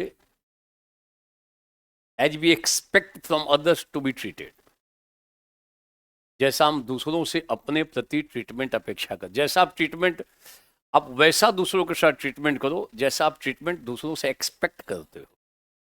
ये जानदार लाइन है, जहां मौका मिले डाल दो। अगर इस लाइन को सारे लोग मान लें, क्या लाइन है, एक बार फिर से बोलो। ठीक है, बोलो, हमें दूसरों के साथ कैसा व्यवहार करना चाहिए? वैसा ही व्यवहार करना चाहिए जैसा कि हम दूसरों से स्वयं के प्रति। अच्छा, आप कभी चाहते हो क्या कि दूसरा कोई आके आपको डांटे? आप चाहते हो कि क्या दूसरा कोई आके आपको गलत शब्द कहे? आप कभी चाहते हो क्या कि दूसरा कोई आके आपके घर में चोरी करे? चाहते हो? अरे बोलो, चाहते हो? तो आप तो खुद नहीं चाहते हो ये आपके साथ हो, तो आपको भी वह काम दूसरों के प्रति नहीं करना। अगर इस एक रूल को सारे लोग मान लें, सारे लोग मान ले, मोरालिटी आ जाएगी कि नहीं? नैतिकता आ जाएगी नहीं? बोलो। आप चाहते हो क्या कि दूसरा आके आपके ऊपर अत्याचार करे, आपको एक्सप्लॉइट करे? चाहते हो क्या? बोलो, चाहते हो? आपको भी दूसरों के साथ यह काम नहीं करना। अगर सारे लोग एक रूल को केवल एक्सेप्ट कर लेना, तो सर्टेनली एवरीवेयर मॉरलिटी आ जाएगी, सभी जगह नैतिकता का साम्राज्य स्थापित। ये जानदार विचार है। कैसा विचार है? एक्सीलेंट थॉट है। ये थॉट भी हमारे जीवन को गाइड करता है। हम हो सकता है इसी से शुरुआत कर सकते हैं या इसी से एंड कर सकते हैं। हम लोग इस लाइन से एंड कर सकते हैं कि नहीं इस निबंध की, कि हमें इस थॉट को प्रमोट करना चाहिए। Now we should. अब आज, आज पूरा विश्व में ना कई कठिनाइयां आ रही हैं, different kinds of social problems आ जाएंगे। We should promote such kind of thoughts. तो ये भी एक थॉट है ना, ये बोलो यस और नो। और ये थॉट हाईली रिलेवेंट है, प्रासंगिक है जीवन के लिए, कर सकते हो, कोई कठिनाई नहीं है, जानदार थॉट है। बोलो।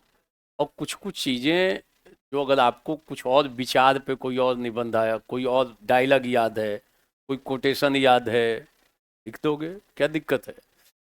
गांधी को तो पक्का जोड़ोगे। बोलो ये नो। तो कोई टफ सवाल है क्या?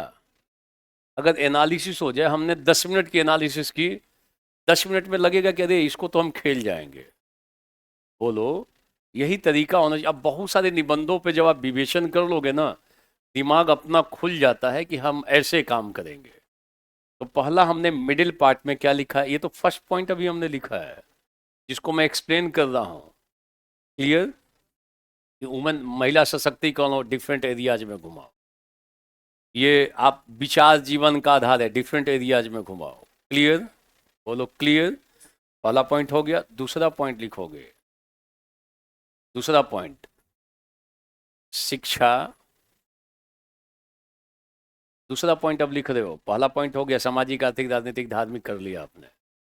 शिक्षा, स्वास्थ्य, संचार, परिवहन,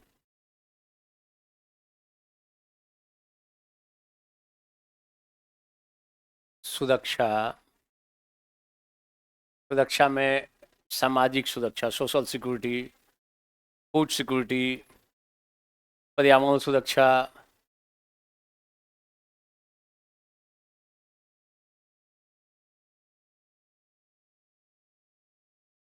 कौशल विकास, नवाचार, नोट कर लोगे, नवाचार, स्किल डेवलपमेंट,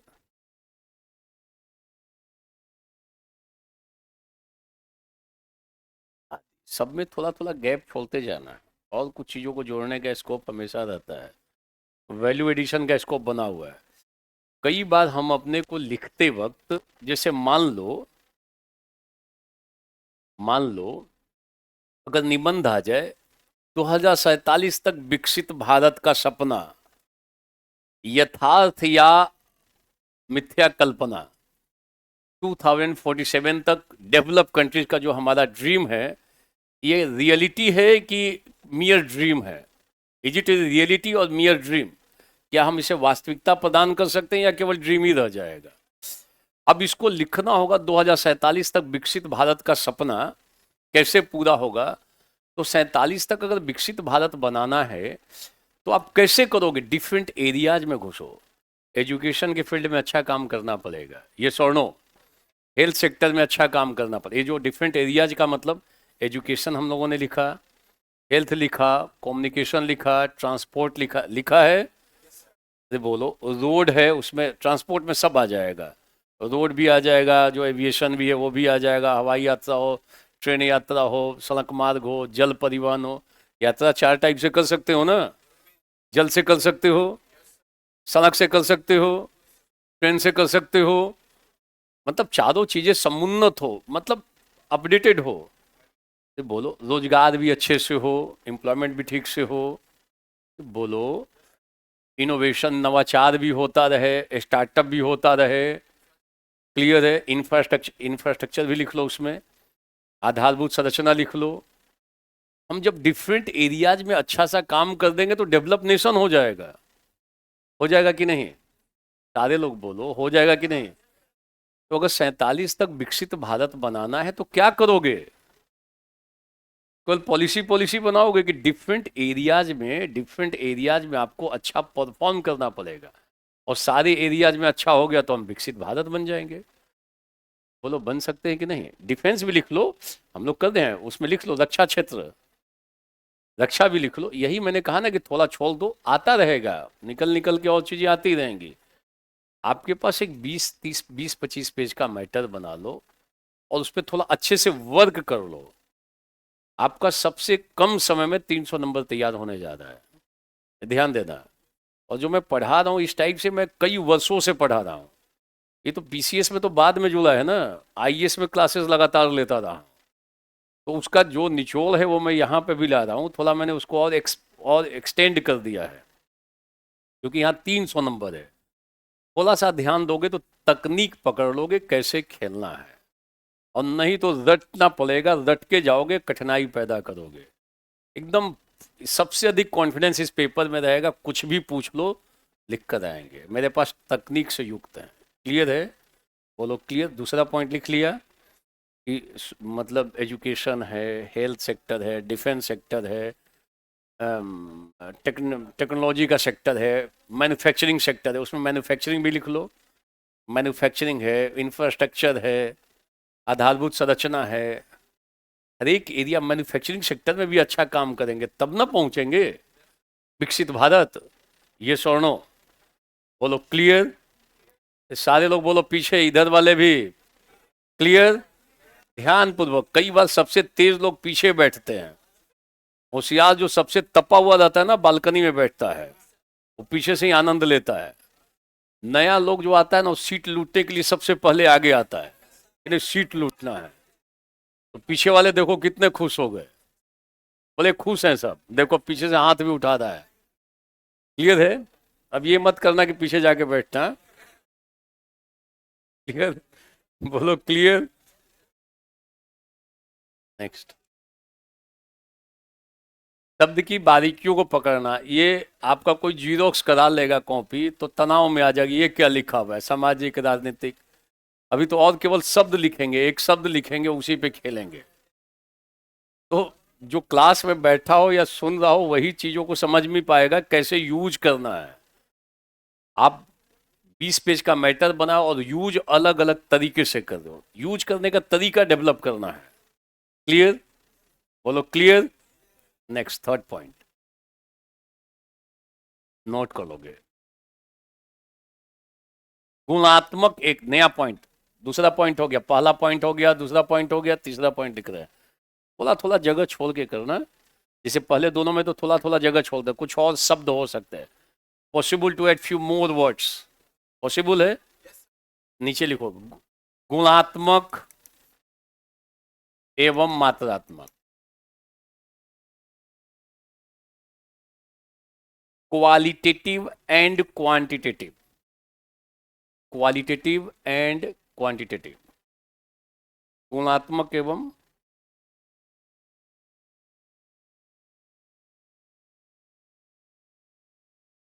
मतलब कई निबंध एक जानदार शब्द है, जिनको इसका मीनिंग पता नहीं हो लिख नहीं सकते हैं, वो अपनी भाषा में इसको लेते हैं, ऐसा संभव नहीं है। इसका पूरा मीनिंग ठीक से पता हो तब आप इस शब्द का प्रयोग करोगे। ध्यान रखना, कई ऐसे शब्द है ना अपने पीछे कॉन्सेप्ट ही लेकर चलते हैं। कई शब्द शब्द का एक सामान्य सा अर्थ होता है, उसके लिए विशेष समझ की जरूरत नहीं है। समाजवाद शब्द का तभी प्रयोग करोगे जब समाजवाद शब्द का आशय पता हो। If you are quite aware with the meaning of the term socialism, then only you can use the term in your language. केवल ऐसा नहीं कि समाजवाद लिख दिया, ऐसा संभव ही नहीं है लिखने का। तो आप कभी कभी ऐसे शब्दों का प्रयोग करो जो अपने पीछे मीनिंग लेकर चलते हैं, और वैसे मीनिंगफुल शब्दों को आप लिखोगे तो टीचर के ऊपर बढ़िया इम्पैक्ट जाता है, जानदार इम्पैक्ट जाएगा। उसमें से ऐसे शब्द हैं, कौन सा बोलो, कौन सा शब्द? अगर कोई सवाल डेवलपमेंट पे, ये लिख लिया, कोई डेवलपमेंट पे सवाल बन रहा है, विकास पे, किस पे सवाल? अगर कोई शिक्षा पे सवाल बन रहा है, एजुकेशन पे। अगर कोई स्वास्थ्य पे सवाल बन रहा है, स्वास्थ्य संबंधी, सेवा संबंधी, तो हम लोग क्या करेंगे? बोलो कौन सा शब्द इस्तेमाल करेंगे? फिर से बोलो कौन सा शब्द? शब्द को बोलो, क्वांटिटेटिव एंड क्वालिटेटिव। पहला है गुणात्मक क्वालिटेटिव, और ये क्वांटिटेटिव है, संख्यात्मक और मात्रात्मक बोल सकते हो। जैसे देखो, आज गांव गांव में हॉस्पिटल्स खुल गए हैं, संख्या बढ़ गई हॉस्पिटल्स की। सारे लोग बोलो इसको हटा लो, कोई दिक्कत है?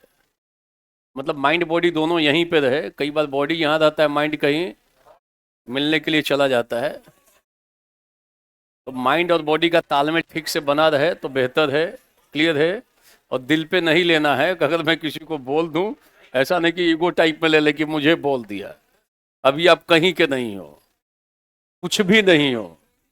जिस दिन बन जाओगे ना, उस दिन आएगा कि हाँ लोग रेस्पेक्ट करेंगे। अभी आप क्या हो? कुछ नहीं हो। कुछ प्राप्त कर लोगे, इसका मतलब वो चीजें आपके जीवन में आ गई। तो अभी दिल पे नहीं लेना है छोटी छोटी चीजों को। क्लियर है? तो हो सकता है किसी को कभी कभी कोई बात मुझसे सुन सकता है, तो उसको लेके चलना है। क्लियर है? कौन सा शब्द? जैसे स्वास्थ्य, आज गांव गांव में हॉस्पिटल्स खुल गए, बड़ी संख्या में हॉस्पिटल्स खुल रहे हैं। तो कौन सा परिवर्तन हो रहा है? संख्या बढ़ गई, मगर क्या वहां की गुणवत्ता ठीक है? क्वालिटी ठीक है? गांव में हॉस्पिटल तो है, मगर वहां की क्वालिटी, डॉक्टर्स अवेलेबल नहीं है, वहां पे ठीक से रोशनी की, लाइट की व्यवस्था नहीं है, जो मेडिकल जो उपकरण है वो उसकी जो वहां नहीं है, दवाएं नहीं है, ये स्वर्णो, चादर ठीक से बिछा हुआ नहीं है, हाइजेनिक कंडीशन नहीं है। तो मात्रात्मक तो परिवर्तन हो गया है, कौन से क्षेत्र में? शिक्षा। और गुणात्मक परिवर्तन करना होगा, तभी जाकर देश 2047 तक विकसित भारत के रूप में बन पाएगा। लिख लो, यहां से फिर से ले गए 2047। बोलो बोलो कौन से एरिया में स्कूल खुल गए गांव में? मतलब गांव में क्या, स्कूलों में ठीक से, कई स्कूलों में शौचालय नहीं है, खेल का मैदान नहीं है, एक्स्ट्रा करिकुलर एक्टिविटीज के लिए कोई स्पेस नहीं है, अच्छे टीचरों की बहाली नहीं है। ये सुनो, तो स्कूल अगर खुल रहे हैं तो कौन सा परिवर्तन हो रहा है? मगर क्या गुणात्मक परिवर्तन हो रहा है? ओनली क्वांटिटेटिव अपलिफ्टमेंट हो रहा है, क्वालिटेटिव डिफरेंस नहीं आ रहा है, क्वालिटेटिव अपलिफ्टमेंट नहीं हो रहा है। कौन सा, किस दिशा में आगे बढ़ रहा है? और जब तक गुणात्मक और मात्रात्मक दोनों उत्थान न हो तब तक विकास ठीक से नहीं होगा। केवल स्कूल खोलने से विकास नहीं होगा। ये बोलो ये सुनो, वहां की गुणवत्ता को भी ठीक रखना होगा। तो आप बहुत सारे स्कूल्स खोल दो, हॉस्पिटल बना दो, इसका मतलब कौन सा परिवर्तन हो रहा है? सारे लोग बोलो कौन सा चेंज हो रहा है? क्वांटिटेटिव चेंज हो रहा है, only quantitative change, but this is not sufficient. ये अपने आप में पर्याप्त नहीं है। क्वांटिटी के साथ साथ क्या होना चाहिए? क्वालिटी इंप्रूव भी होनी चाहिए, तब जाके वास्तव में विकास होगा। ये सुनो, ये छोटे छोटे शब्द जानदार शब्द हैं, एक बार स्ट्राइक किया एक पैराग्राफ निकलेगा। निकलेगा एक पैराग्राफ? तो बोलो निकल जाएगा? तो बोलो कौन सा शब्द? कौन सा शब्द? Qualitative and. आज लिखते वक्त ऐसे लिख सकते, आज गांव गांव में स्कूल और हॉस्पिटल खुल रहे हैं, उनकी मात्रा लगातार बढ़ रही है, मगर समस्या यह है कि उनकी गुणवत्ता ठीक नहीं है। अभी भी स्कूलों में शिक्षकों की बहाली नहीं है, शौचालय की व्यवस्था नहीं है। अनेक स्कूलों में, सभी में नहीं, अनेक स्कूलों में। ऑल नहीं लिखोगे, मेनी लिख सकते हो, सम को लिख सकते हो, यस और नो। ऑल शब्द का प्रयोग नहीं करना है, ठीक है? तो कई स्कूलों में इसकी व्यवस्था नहीं है। हॉस्पिटल्स हैं परंतु वहाँ उपकरण नहीं है, डॉक्टर्स नहीं है, बोलो इक्विपमेंट्स नहीं है, मेडिकल इक्विपमेंट्स नहीं है। इसका मतलब गुणात्मक उन्नति नहीं हो रही है, ये सुनो, उनकी क्वालिटी इंप्रूव नहीं हो रही। और जब तक मात्रात्मक और गुणात्मक दोनों उत्थान न हो तब तक विकास वास्तव में नहीं हो सकता। क्लियर? एक पैराग्राफ बना दोगे, और जानदार पैराग्राफ, और लिखते वक्त अंडरलाइन किस शब्द को करोगे? मात्रात्मक और, कर सकते हो, बोलो। यहीं पे दिमाग रखना और फुल फ्लेज में इन्वॉल्व रहना, तब तो सीख लोगे। और मैं तरीका शब्द का इस्तेमाल कर लिख रहा हूं, तरीका बता रहा हूं कहाँ कहाँ यूज कर सकते हो। समझ में आ रहा है? इसको हटा लो, दोनों लगा दिया है ठेका, प्रवचन नहीं चल रहा है यहाँ पे। क्लियर है? बोलो कितना खुश है, देखो वो भी खुश है। पहले एक ठेका लगाए हुए था, लगा कि एक हाथ थक रहा है, फिर दोनों लगा दिया, अब दोनों लगा के बैठ के सुन रहा है। तो जब मैं बुलवाऊं तो बोलते भी रहो, कुछ कुछ संवाद की शैली में अपनी क्लास चलती रहे। क्लियर है? संवाद की शैली में क्लास चलती है, सबसे इंप्रेसिव सवाल वही होता है। नहीं तो वन साइडेड मैं खूब नोटिंग नोटिंग करा सकता हूँ फिर वो समझने के लिए फिर अलग से बैठना पड़ेगा। मैं लिखवा रहा हूँ शब्द, नहीं ठीक से समझोगे तो प्रयोग ही नहीं कर सकते हो, भाषा में आपकी आएगी ही नहीं। तो जब मैं प्रयोग करा रहा हूं तो आप भी सोचो कि मैं यहां पे भी प्रयोग कर सकता हूं, यहां पे प्रयोग कर सकता हूं। विकास पे कोई निबंध आ जाए, आप दोनों को लिखो। विकास तभी होता है जब मात्रात्मक के साथ साथ, अगर केवल ये हो रहा है, केवल इसमें वृद्धि हो रही है, तो हम उसको ग्रोथ बोलते हैं। क्या बोलते हैं? समृद्धि बोलते हैं। कौन सा उत्थान? आपके पास अभी आप 1 लाख कमा रहे हो, आप 10 लाख कमाना शुरू कर दो, कह देंगे क्या हो रहा है, और आपका लाइफ स्टाइल चेंज ही नहीं हो रहा है। हम बोले कोई क्वालिटी इसके लाइफ की चेंज, तो जैसा पहले था वैसा ही है, केवल ग्रोथ हो रहा है। इसलिए इकोनॉमी में जब बात की जाती है तो ग्रोथ पे बात, जीडीपी का ग्रोथ, इकोनॉमिक ग्रोथ।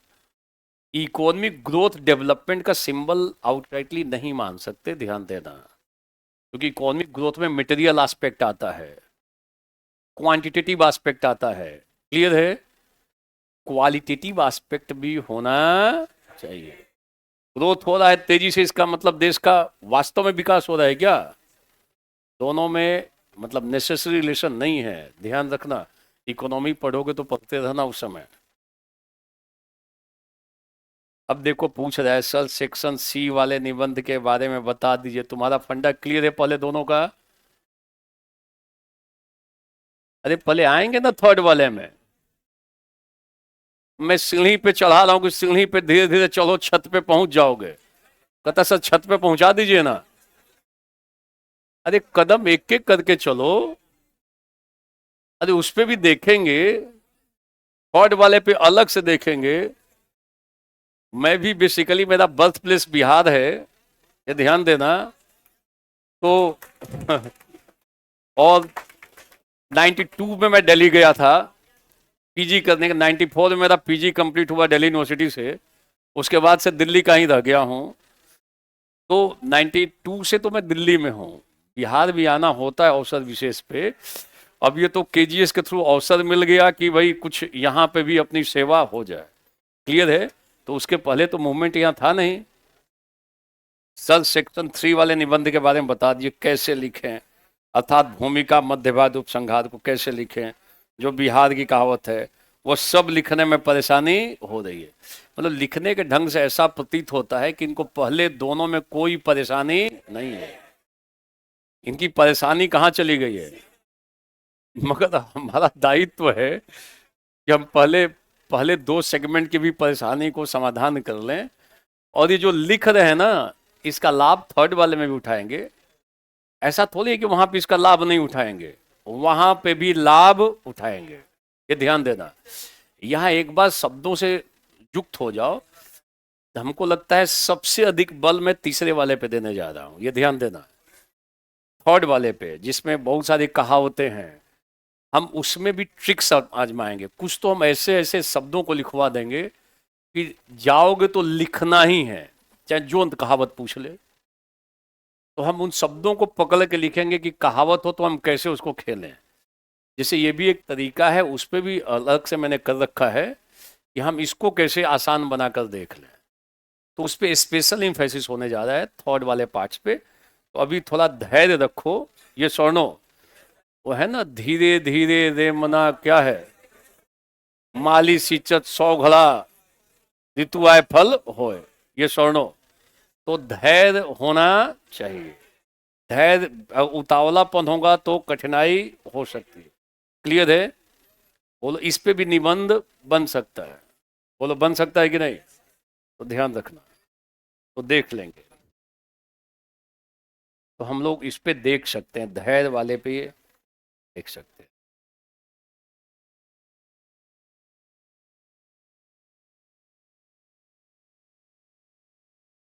अब जैसे पिछली बार सवाल पूछा था, पानी में मछलियां 9 9 कुटिया। पानी में मछली अगर है तो धैर्य रखोगे ना, कि बंटवारा शुरू कर दोगे पहले ही, तो फिर तो हंगामा होगा।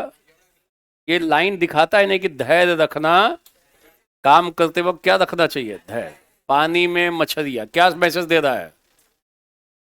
पेशेंस। ये स्वर्णो परिणाम की चिंता बाद में करो, पहले काम करो धैर्य पूर्वक। ये स्वर्णो ये है ना निबंध।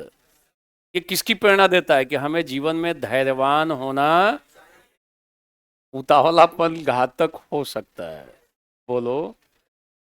तो ऐसे से है ना जो लिखा हुआ है, हमने एक निबंध खोज के इसलिए बता दिया, उसमें भी धैर्य की ही बात की गई। पेशेंस रखना चाहिए, है पेशेंस। क्लियर? बोलो क्लियर। ये इधर से सवाल आया है, इधर से सवाल आया।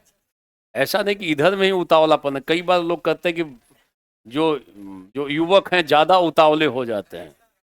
इक्वलिटी है, कोई इसमें डिफरेंस नहीं है। अच्छी बात है। तो थर्ड वाला भी देखेंगे, ज्यादा बल थर्ड वाले पे होने जा रहा है। थोड़ा ध्यान से पढ़ लो, एक बार पढ़ना है, बार बार। मैं बहुत ज्यादा क्लास थोड़ी ले रहा हूं, सबसे कम समय में यही तैयार होने जा रहा है ना। आप 15 दिन में, 14 दिन में, लगभग 13 14 दिन के आसपास में ये चीजें आपके रेंज में आ जाए, कॉन्फिडेंस आ जाएगा कि हम दोनों उसके साथ साथ तीसरे वाले पार्ट्स में भी चल सकते हैं। खूब देखेंगे। क्लियर? नेक्स्ट, इसको देख लिया आपने, गुणात्मक एवं मात्रात्मक। गुणात्मक एवं मात्रात्मक लिख लो। अनिवार्य और पर्याप्त। अनिवार्य है, पर्याप्त नहीं है। Necessary but not sufficient. Next point, अनिवार्य है, नेसेसरी बट नॉट सफिशिएंट। हम तो शब्दों से खेल रहे हैं। खेलो शब्दों से। इस जिस स्तर पे शब्दों से खेलने की ताकत पैदा हो जाए तो कोई रोक नहीं सकता है आपको। अनिवार्य है, पर्याप्त नहीं है। Necessary but not sufficient. अब देखना, जो वायु है, एयर है, हमारे लिए क्या है ये बताओ, नेसेसरी है कि सफिशिएंट है? ये हमारे लिए अनिवार्य है, बिना इसके जीवन जी नहीं सकते हैं। वायु नहीं हो तो जीवन जीना मुश्किल है। अनिवार्य है, जरूरी है, नेसेसरी है। बट केवल इसके होने से जीवन जी लोगे क्या? आपको और चीजों की जरूरत होती है ना। तो जैसे ये अनिवार्य है वायु हमारे लिए, ये हमारे लिए पर्याप्त नहीं है कि केवल वायु हो और आप जीवन जी लोगे। जल चाहिए, भोजन चाहिए, और भी चीजें चाहिए। तो ये दो शब्द हैं, कौन से? Necessary but not. अब देखो कैसे यूज करोगे भाषा में। कई निबंधों में हम ये शब्द केवल स्ट्राइक करेगा और एक पैराग्राफ लिख देंगे, पूरा एक पैराग्राफ लिख देंगे। जैसे क्राइम बढ़ रहा है कि घट रहा है, तो क्राइम को कंट्रोल करने के लिए कानूनों का होना क्या है? सफिशिएंट है क्या? केवल कानून होने मात्र से कानून रुक जाएगा क्या? कानून का होना आवश्यक है, अनिवार्य है, परंतु यह पर्याप्त। हमें लोगों को अच्छी शिक्षा भी देनी पड़ेगी, संस्कार देना पड़ेगा, जागरूकता पैदा करनी पड़ेगी। ये सोनो बोलो, ये सोनो, तब जाके हम बढ़ते हुए अपराध दर पर नियंत्रण लगा सकते हैं। जैसे महिला सशक्तिकरण, हमने आरक्षण दे दिया, वुमेन एम्पावरमेंट बोलो, हमने रिजर्वेशन दिया महिलाओं को, सारे लोग बोलो दिया है। रिजर्वेशन जो है एक संदर्भ में कह सकते हो, it's a necessary for women empowerment. देना जरूरी था, हमने दिया, परंतु क्या पर्याप्त है? क्या इससे महिलाएं सशक्त हो जाएंगी? यह अनिवार्य है परंतु पर्याप्त। हमें महिलाओं को शिक्षित करना पड़ेगा। महिलाओं के प्रति पुरुषों की जो मानसिकता है, जो उनका एटीट्यूड है, उस एटीट्यूड को भी चेंज, तब महिलाएं वास्तव में सशक्त होंगी। ये स्वर्णो, केवल कानून बनाने से सशक्त हो जाएंगी क्या? फिर से बोलो, ये अनिवार्य है परंतु पर्याप्त।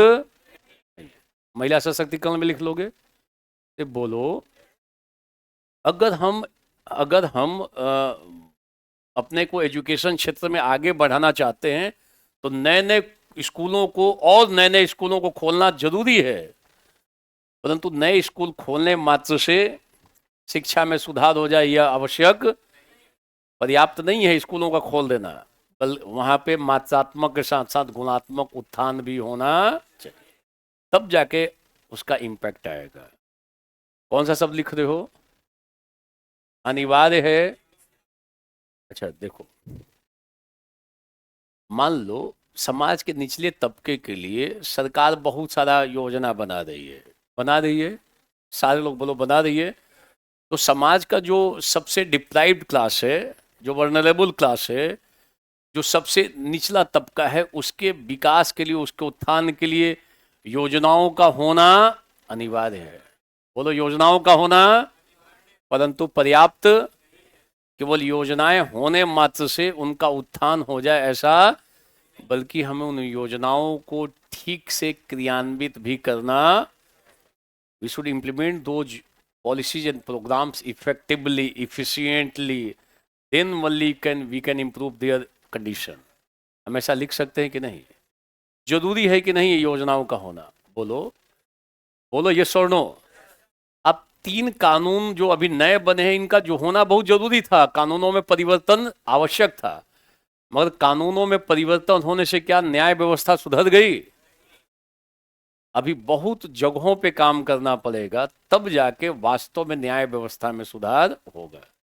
ये स्वर्णो, तो ये अनिवार्य और पर्याप्त को जोड़कर लिख सकते हो। जैसे ही स्ट्राइक करेगा एक पैराग्राफ निकलेगा, नेसेसरी एंड सफिशिएंट। बोलो बोलो, जैसे reservation, political reservation is must for empowerment of women, but this is not sufficient.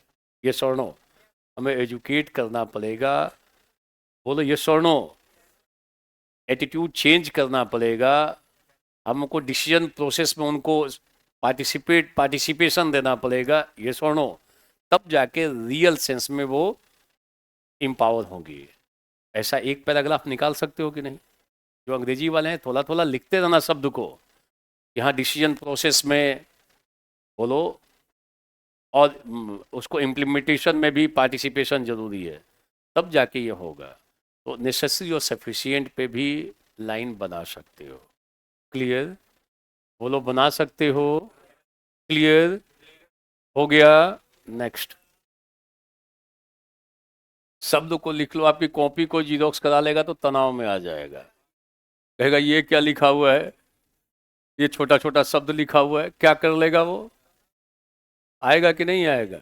हाँ, कितना खुश है, पहली बार बोला है तनाव में आ जाएगा। इसका पहली बार कंठ खुला है, उसके पहले इसका कंठ बंद था, और पहली बार खुला है तो क्या बोला है? तनाव में आ जाएगा। ये तपा हुआ है, मतलब वरिष्ठ टाइप से, भीतर में बच्चा नहीं है ये। नेक्स्ट, साधन और साध्य।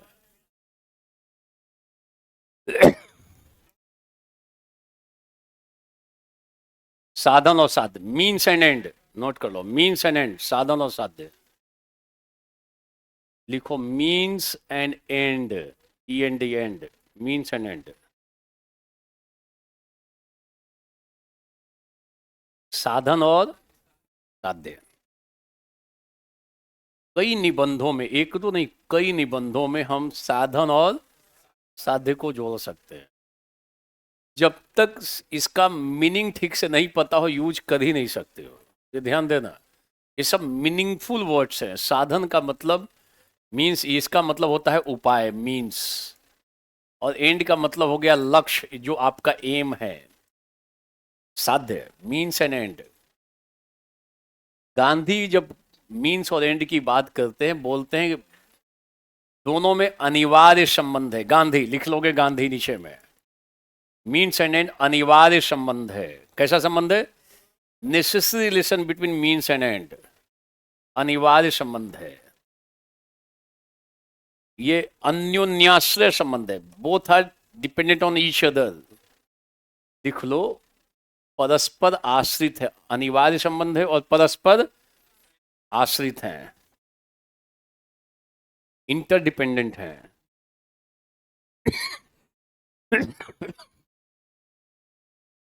फिर से बोलना, मीन्स और एंड में कैसा संबंध है?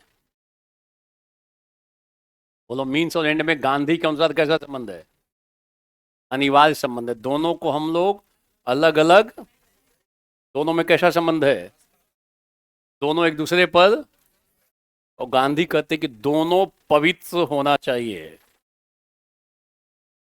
वो means and end both must be purified, note कर लो, purify, given emphasis on purification of both means and end. Gandhi साधन के साथ साथ साध्य और साधन दोनों की पवित्रता की बात करते हैं। लिख लो,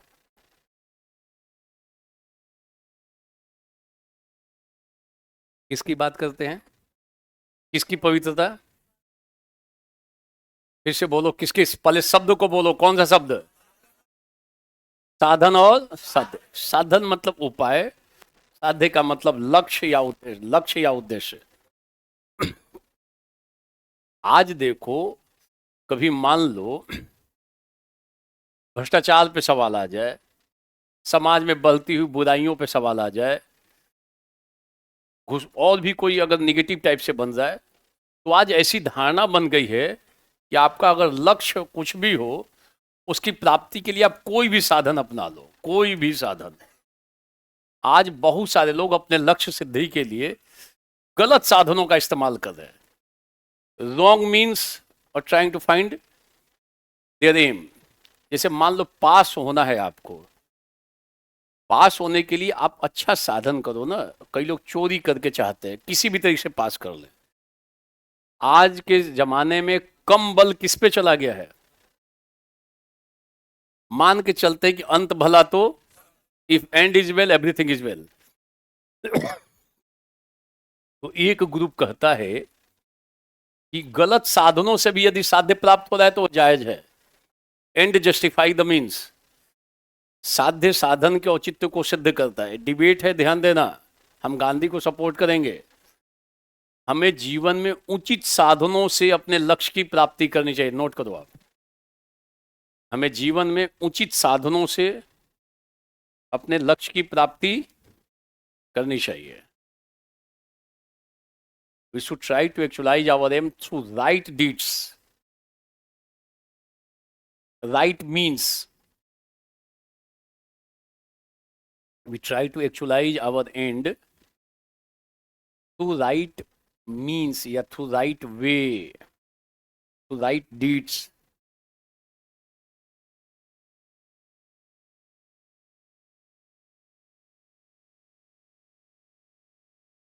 ये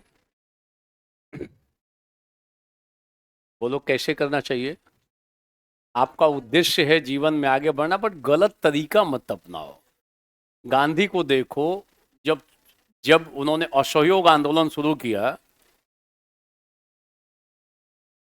तो चौरा चौरी में एक कांड हो गया, हिंसा हो गई, और जैसे ही हिंसा हुई उन्होंने आंदोलन को क्या किया, जो नॉन कोऑपरेशन मूवमेंट था उसको स्टॉप कर दिया। क्यों स्टॉप किया? क्योंकि उनका मानना था कि मीन्स जो है करप्ट हो रहा है, हिंसा हो गई, वायलेंस हो गया। तो through violence we should not try to actualise our aim. अगर मीन्स अगर साधन करप्ट हो गया, भ्रष्ट हो गया, तो साध्य भी भ्रष्ट हो जाएगा। Both are interdependent. अगर ये गलत हुआ तो ये भी गलत हो जाएगा। तो हमें जीवन में साध्य के साथ साथ साधन की पवित्रता पर भी बल देना। अगर ये कहीं बाई चांस मिल जाता है मौका एक पैराग्राफ लिखने का, तो अच्छा इम्पैक्ट जाएगा चेकर पे कि ये साधन की पवित्रता की बात करता है। Given Gandhi has given much more emphasis on purification of means. साधन पवित्र होना, तो हमें जीवन में गलत उपायों से अपने लक्ष्य की सिद्धि का प्रयास नहीं करना। स्थिति क्या है आज के डेट में? बनना है कि हमें अधिकारी बनना है, जो सो तरीका अपना लो। गलत तरीका, चोरी हो, पैसा दे दो, ये कर लो, वो कर लो, कुछ भी कर लो, सेटिंग कर लो, बना दो। क्या लक्ष्य हमारा ये है, बनना बना दो। गांधी क्या कह रहे हैं?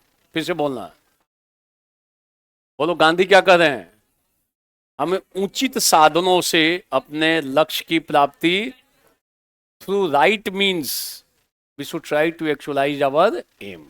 ये बात करते हैं कौन? और गांधी का यह बात आज रिलेवेंट है कि नहीं है? आज भी इसकी प्रासंगिकता है। आज जीवन में अनेक लोग गलत तरीके से कोई भी तरीका अपनाकर, शॉर्टकट तरीका अपनाकर आगे बढ़ना चाहते हैं। ये ठीक काम, इससे समाज में अव्यवस्था फैलेगी, पीस और हार्मोनी टूटेगी। अगर सब लोग इसी टाइप से करने लगे तो क्या हाल होगा? अरे बोलो, सब लोग अगर गलत पैसा कमाना है तो राइट वे से भी तो कमा सकते हो। मान लो दुकानदार मिलावटी सामान बेच के कमाने लगे, सब गलत काम करने लगे। डॉक्टर गलत गलत दवाई लिख के कमाने लगे, वकील साहब कुछ और करने लगे, अधिकारी कोई और गलत काम करने लगे, तो क्या दशा होगी देश की? बोलो, अव्यवस्था फैल जाएगी। So we should give a special emphasis on purification of means. और ये आज भी प्रासंगिक है। तो जब साधन साध्य लिखोगे तो एक पैराग्राफ निकालोगे। समझ में आ रहा है? तो बोलो, समझ में आ रहा है? क्लियर? नेक्स्ट। लिखते वक्त आप नकारात्मक सकारात्मक दोनों पक्षों पे जाओगे। नकारात्मक सकारात्मक, निगेटिव एंड पॉजिटिव।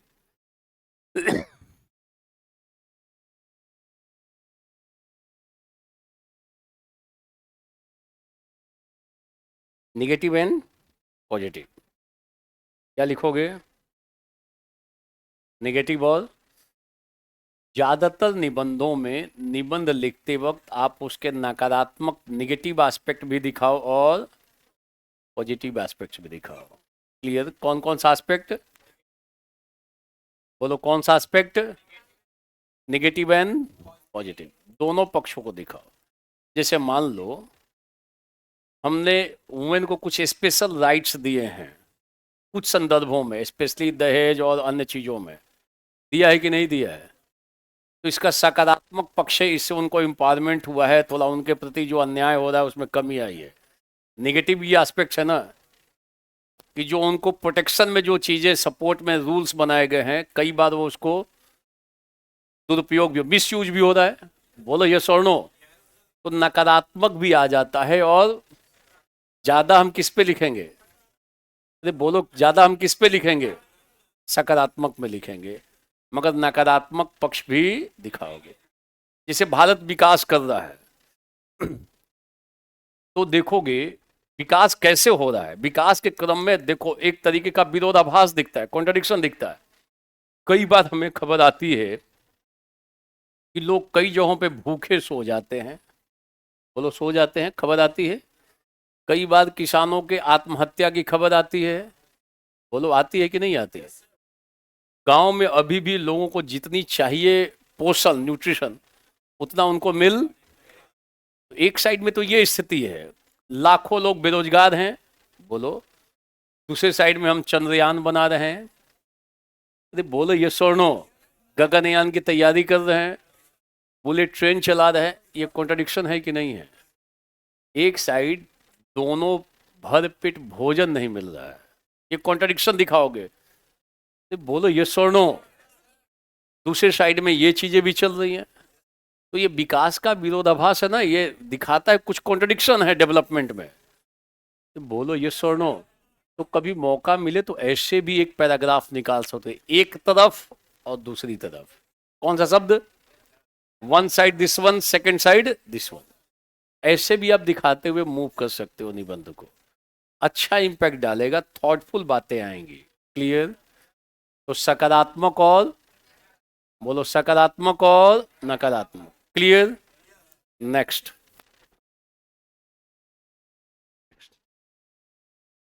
ठीक है, नेक्स्ट।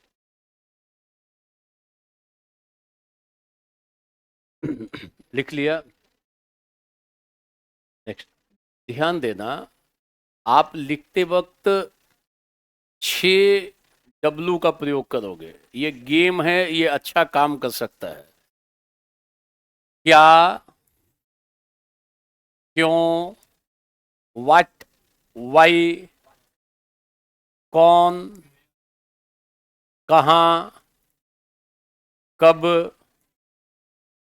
कैसे, किसको। लिख लो आप, एक एक को अलग अलग करते जाओ, एक एक को एक एक करके। क्या, व्हाट, लिख लो क्या। लिख लिया क्या, व्हाट। जब क्या लिखोगे तो आप बताओगे क्या के सामने क्या है, क्या नहीं है, क्या होना चाहिए। लिख लो क्या है, क्या के सामने लिख रहे हो आप। क्या है, क्या नहीं है, क्या होना चाहिए, क्या था। आप उस पर क्या हो रहा है ये भी लिख लो, क्या हो रहा है। ठीक है? या क्या स्थिति है, क्या स्थिति है। अब जैसे मान लो पूछा, पानी में मछलियां नौ नौ कुटिया बखरा। तो इसका मतलब क्या है, इस लाइन का मतलब क्या है, ये बताओगे। और यह भी बताओगे पानी में मछलियां का मतलब केवल यह नहीं है कि पानी में मछली और बंटवारा है। इसका अर्थ यहीं तक सीमित नहीं है कि पानी में मछली और बंटवारे को लेकर विवाद है। तो ये केवल यहीं तक सीमित नहीं है, पानी और मछली तक। इसका बड़ा संदर्भ है, क्या है और क्या नहीं है। बोलो, महिला सशक्तिकरण, इसका वास्तव में मीनिंग क्या है? सशक्त करने का मतलब ही नहीं खूब पैसा दे दो आप कि सशक्त हो जाए, धन रहेगा तो सशक्तिकरण आ जाएगा, ऐसा नहीं है। इसका मीनिंग क्या है बताना पड़ेगा। तो हम ज्यादातर मामलों में क्या बताते हैं, क्या है और क्या नहीं है। बोलो, क्या है को 2 भागों में बांट लोगे, एक इसका शाब्दिक अर्थ क्या है और दूसरा इसका वास्तविक अर्थ क्या है। कौन सा अर्थ है? शाब्दिक अर्थ, इटिमोलॉजिकल मीनिंग, और second one is real meaning. Note कर लोगे। रियल मीनिंग क्या है?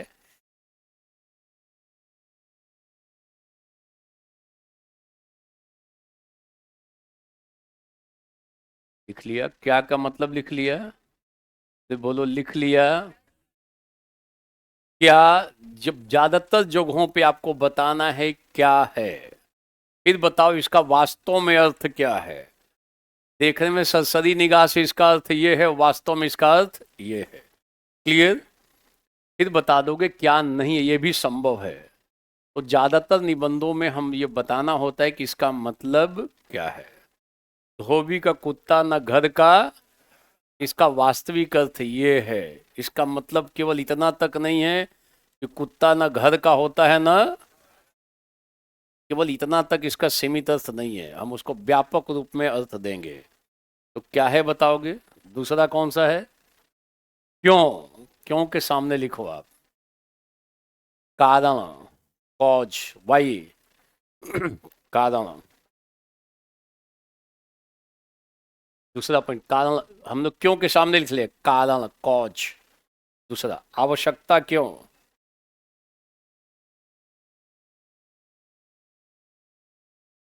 तीसरा आधार, ग्राउंड।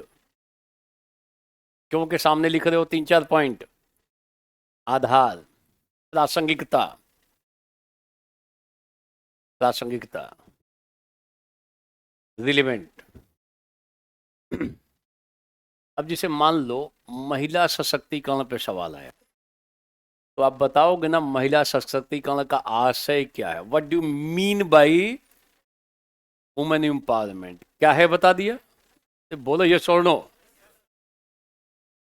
दूसरा है महिला सशक्तिकरण क्यों, why empowerment is required, Y.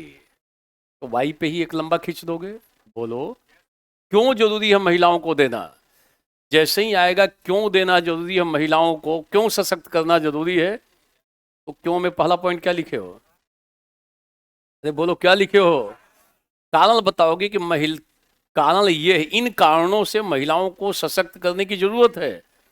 आप देखोगे सामाजिक क्षेत्र में उनकी दशा ठीक नहीं है, सोशल स्फीयर में, आर्थिक क्षेत्र में उनकी दशा ठीक नहीं है, ये no.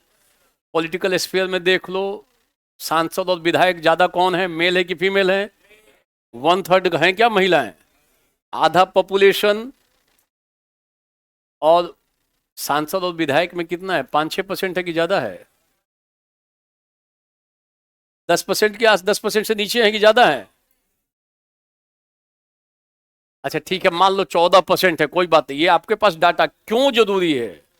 Y women empowerment is required, why, हम क्यों आरक्षण दें। तो आप कारण बताओगे ना कि देखो सामाजिक क्षेत्र में उनके साथ ऐसा हो रहा है, आर्थिक क्षेत्र में बहुत सारे जो सीईओ हैं उसमें ज़्यादातर तो वही सब हैं, मेल ही हैं। अब हम लोगों ने नए जो कंपनी एक्ट है उसमें महिलाओं को भी बना दिया है कि भाई बनाना जरूरी है, आपको बोर्ड में रखना जरूरी है। पॉलिटिकल स्फीयर में भी स्थिति ठीक नहीं है, इसलिए महिलाओं को सशक्त करने की जरूरत है। क्यों? समझ में आया?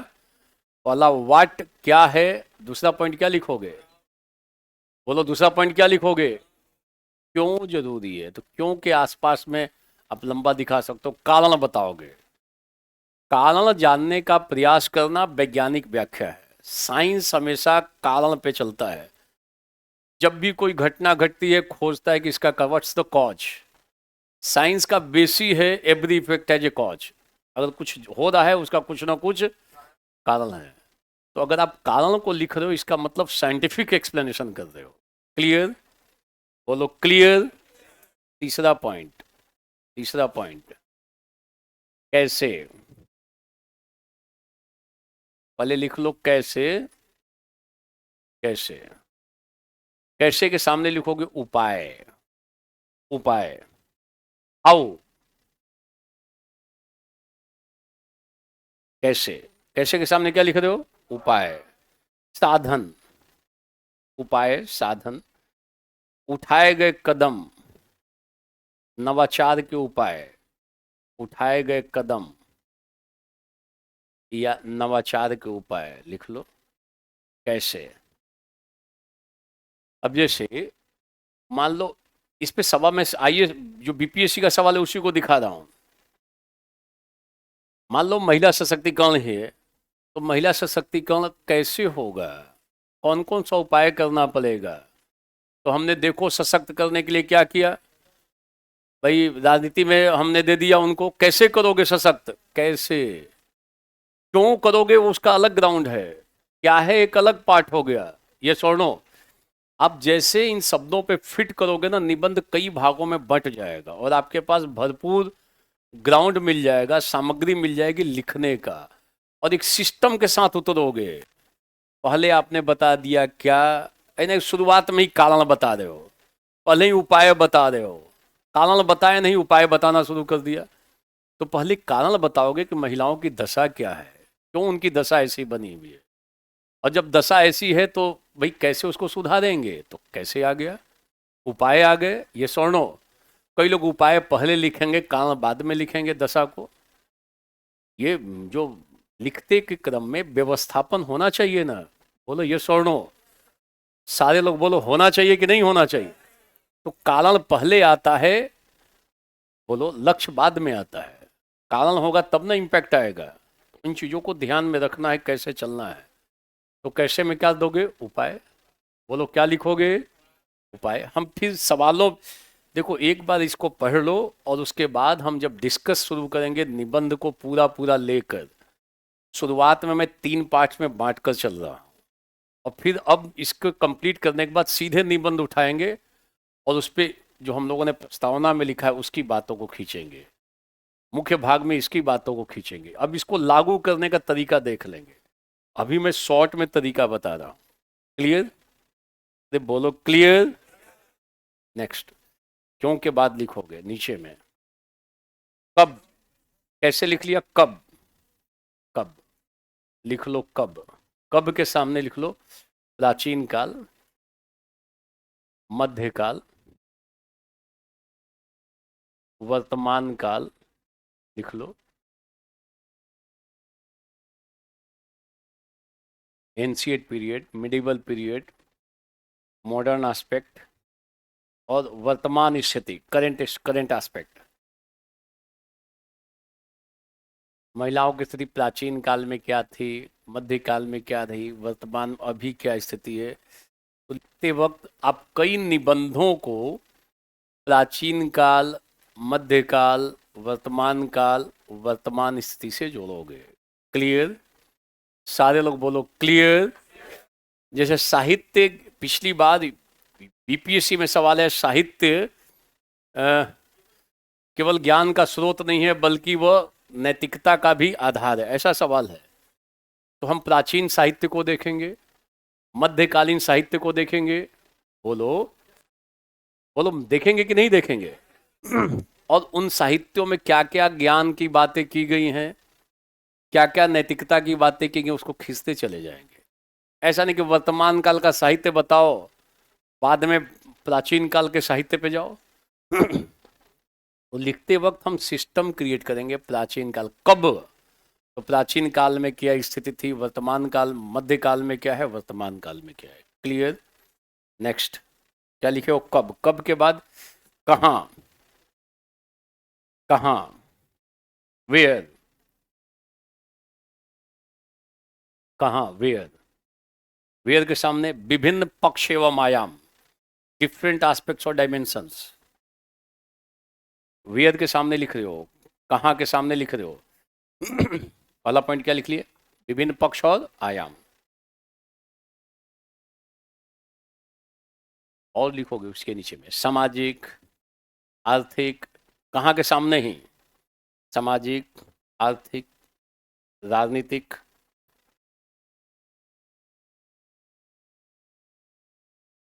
भौगोलिक,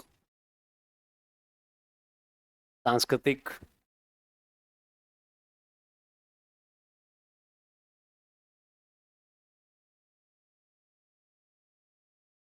पर्यावरणीय आदि, पर्यावरणीय आदि।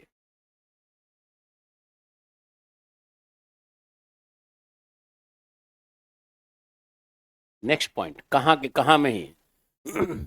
शिक्षा, रिपीट होगा, रिपीट होने देना, कोई दिक्कत नहीं है। शिक्षा, स्वास्थ्य, शिक्षा, स्वास्थ्य, संचार,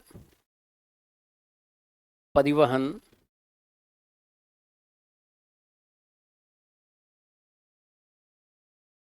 संचार मतलब कम्युनिकेशन, ट्रांसपोर्ट, परिवहन मतलब ट्रांसपोर्ट, अंतरिक्ष,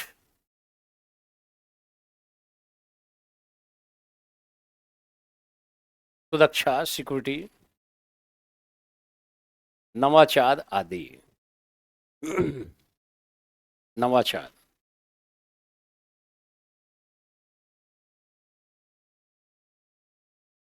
नेक्स्ट कौन, कौन लिखोगे, कौन, नेक्स्ट कौन, कौन के सामने बुद्धिजीवी, बुद्धिजीवी, समाज सेवी, डॉक्टर, वकील, इंजीनियर, डॉक्टर, वकील, इंजीनियर, व्यवसायी,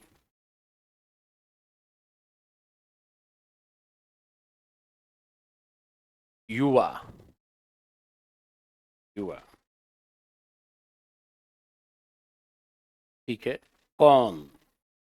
तो देखो समाज में बदलाव लाने में कौन से लोग महत्वपूर्ण भूमिका निभा सकते हैं, ये सारे लोग। बोलो, ब्यूरोक्रेट्स भी लिख सकते, प्रशासक, नेता, नेता और प्रशासक ये भी लिख लो। नेता और प्रशासक, बोलो नेता और प्रशासक, लिख लिया। तो ये क्या से संबंधित पक्ष हो गया, कौन, क्या, कैसे, कब। ठीक है, नोट करोगे। नेक्स्ट ये हो गया, 6-7 पक्ष हो गया, थोड़ा सा जगह छोड़ो दो, आगे चलो। किससे भी कर सकते हो, विच, संबंधित किससे है, किससे लिख लो, एक और पॉइंट, विच, किससे, किससे के सामने संबंधित पक्ष, प्रभावित पक्ष,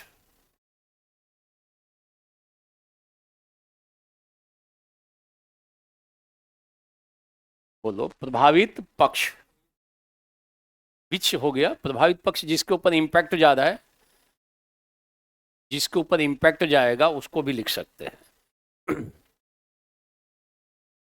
ठीक है, बोलो is it clear. Next note करोगे, देखो हमेशा ऐसे लिखोगे तो इफेक्टिव तरीके से लिखोगे, कैसे लिखना है, तो नोट करोगे, निबंध को प्रभावी बनाने के लिए, नोट करोगे, टू मेक योर ऐसे इफेक्टिव, निबंध को प्रभावी बनाने के लिए निम्नलिखित पक्षों से जोड़ें, इनसे जोड़ें। हम try to associate following aspects to make your essay effective. अपने निबंध को प्रभावी बनाने के लिए निम्नलिखित पक्षों से जोड़ें। किससे जोड़ोगे? आपको ट्राई करना चाहिए जोड़ो। जैसे पहले गांधी हो गए, जहां मौका मिला गांधी से जोड़ दो। नेल्सन मंडेला हो गए, मंडेला हो गए। आपको कलाम साहब से जोड़ सकते हो, कलाम साहब अपने राष्ट्रपति जो रहे, डॉक्टर कलाम। आप अरविंद से जोड़ सकते हो, नोट कर लो। यदि अरविंद अगर थोड़ा भी पता है तो अरविंद से जोड़ सकते हो, टैगोर से जोड़ सकते हो, राधा कृष्णन से जोड़ सकते हो, नोट कर लो, टैगोर, राधा कृष्णन।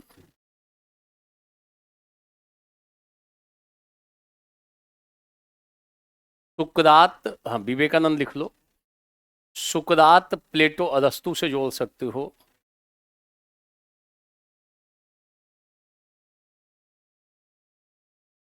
सुकरात, प्लेटो, अरस्तु, Socrates, Plato and Aristotle.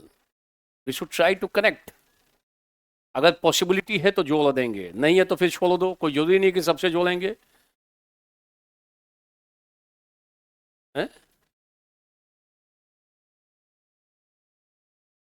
This following thinkers, आप इसे जोड़ दो ना, ट्राई टू एसोसिएट, हो गया काम। इनके सामने लिख लो। उसमें डॉक्टर अंबेडकर साहब भी लिख लो, अंबेडकर साहब लिखो। नेहरू भी लिख लो, नेहरू लिख लो। अगर संभव है कई ऐसे हैं, उसमें रॉल्स और अमर्त्य सेन को भी जोड़ सकते हो। जॉन रॉल्स, नोट कर लो, जॉन रॉल्स, अमर्त्य सेन। किससे जोड़ोगे? सारे लोग बोलो, अरे बोलो किससे जोड़ोगे? अभी खूब इन दोनों पे चर्चा हो रही है। अगर निबंध में इन नामों को जोड़ के अगर एक पैराग्राफ निकाल देते हो तो आपके निबंध का लेवल सीधे जंप कर जाएगा कि आप रॉल्स को जोड़ रहे हो। जब तक रॉल्स को पढ़ा नहीं है जोड़ ही नहीं सकते हो। जैसे मैं एग्जाम्पल बता रहा हूं, जैसे रॉल्स में ये ओवरऑल भारत में ध्यान रखना, भारत में जो सामाजिक न्याय का जो कॉन्सेप्ट है, कौन सा न्याय है? सारे लोग बोलो कौन सा न्याय है? वो इससे गाइडेड है, प्रभावित है किन से? रॉल्स के थॉट से प्रभावित है।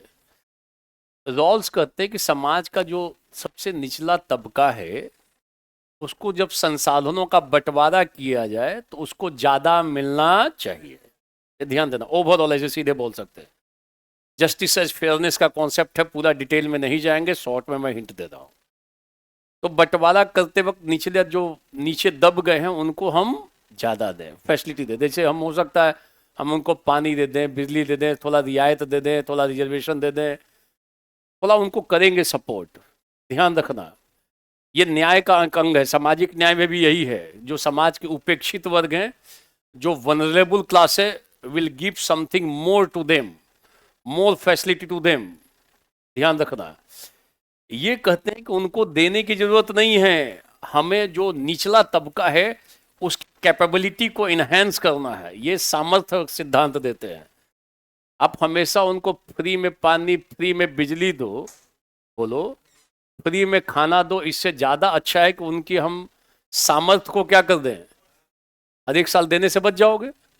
तो जो हम खर्च उनके ऊपर कर रहे हैं, बेस्ट तरीका क्या है?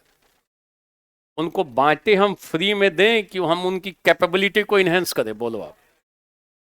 तो शब्द आप ध्यान रखना, जब अमर्त्य सेन लिख लोगे तो आप capability approach, we should follow capability approach in place of distributing all such kind of things freely. मतलब हैंड इस टाइप से बांटो, best ways to enhance their capability. तो ध्यान करना, इसको नोट कर लेना। It is said by Amartya Sen. मुफ्त में देने की बजाय क्या करें हम? अरे बोलो, मुफ्त में देने की बजाय क्या करें हम? उनके सामर्थ्य को हम बढ़ा लें ताकि वो भी मुख्य धारा में आ जाए। नहीं तो अगर मुफ्त में देने की आदत होगी, इनएक्टिव हो जाएंगे, निष्क्रिय हो जाएंगे, शिथिलता बढ़ सकती है। बोलो यस और नो। आलस्य प्रबल हो सकता है। अरे बोलो यस और नो। बेस्ट तरीका क्या है? जो किसी कारण से समाज में पीछे रह गए हैं, हम उनके सामर्थ्य को क्या करें? इसको हम बोलते हैं कैपेबिलिटी अप्रोच। नोट कर लेना, जो अंग्रेजी में शब्द है कैपेबिलिटी। ये अप्रोच ज्यादा सूटेबल है compare to distribute basic elements और जो primary social goods freely among them. बचाए कि हम प्राथमिक सामाजिक वस्तुओं को फ्री बांटे, ये ज्यादा बेहतर होगा। कौन सा बेहतर है ये बताओ? किसको बताओ, किसको आप सपोर्ट करोगे ये बताओ? बेस्ट तरीका क्या है? हम उनके सामर्थ्य को, इसीलिए वो डिसेबल्ड पर्सन्स को, ये जो अमर सेन हैं वो डिसेबल्ड नहीं कहते, कहते डिफरेंटली एबल्ड पर्सन। लिख लेना अंग्रेजी वाले, in place of disabled person we should use differently abled person. उनमें डिफरेंट टाइप की एबिलिटी है। ये सोनो, वो कहते हैं ये जो जिसको हम कहते हैं कि ये दिव्यांग हैं, इनमें कुछ विशिष्ट टाइप की योग्यता है। हमें उस योग्यता को बढ़ाने का प्रयास करना। और पैरा ओलंपिक में ये काम कर रहे हैं हम लोग, कर रहे हैं कि नहीं कर रहे हैं? बोलो। हम उनको भीतर से नया जीवन दे रहे हैं, वो डिग्निफाइड जीवन व्यतीत करें। किसी का पाँव कट गया है, कई बार उसको इन्फिनिटी कॉम्प्लेक्स आ जाता है, मेरा लाइफ क्या है? पर आप में अलग टाइप का कैपेबिलिटी है, आप भी देश का नाम रोशन कर सकते हो। ये स्वर्णो, उनको सुविधा मिलनी चाहिए। कैपेबिलिटी इन्हेंसमेंट ज़्यादा बेहतर अप्रोच है। तो कभी सामाजिक न्याय लिखो, सामाजिक न्याय लिखो तो ये तो लिखोगे ही रॉल्स का कॉन्सेप्ट। बोलो, हम उनको थोड़ा विशेष सुविधा दें, रियायत दें, और लोगों को 30 साल तक उम्र है उनको हम 32 साल दे देंगे, 34 साल दे देंगे, रियायत देंगे, क्योंकि नीचे तबके के हैं। मगर बेस्ट तरीका क्या है ये बताओ, बोलो कौन सा अप्रोच ज्यादा बढ़िया है? तो रॉल्स से गाइडेड इंडिया का कॉन्सेप्ट जरूर है सामाजिक न्याय का, मगर बेस्ट तरीका है कि हम उनके सामर्थ्य को ही बढ़ा दें, और सामर्थ्य को बढ़ाएंगे तो ज्यादा वो सम्मान के साथ जीवन जिएंगे, डिग्निटी के साथ लाइफ को रेगुलेट करेंगे, सेल्फ रेस्पेक्ट डेवलप होगा, आत्मसम्मान विकसित होगा उनके भीतर। तो अमर्त्य सेन का कॉन्सेप्ट रॉल्स की तुलना में ज़्यादा बेहतर है। कभी मौका मिल गया न्याय पे लिखने का, सामाजिक न्याय पे, तो अमर्त्य सेन को भी, रॉल्स को कोट करो, और तुरंत एक कदम आगे बढ़कर किसको कोट कर दो? बोलो किसको कोट कर दो? अमर्त्य सेन को कोट कर दो। जहाँ ये लिखे हो, अपने एसे को इम्पैक्टफुल बनाने के लिए आप समय समय पे अंबेडकर साहब से, गांधी से, टैगोर से, नेहरू से, मंडेला से, डॉक्टर कलाम साहब से, बुद्ध और महावीर भी लिख लो, बुद्ध और महावीर से जोड़ सकते हो। बुद्ध और महावीर से क्या कर सकते हो? जोड़ सकते हो।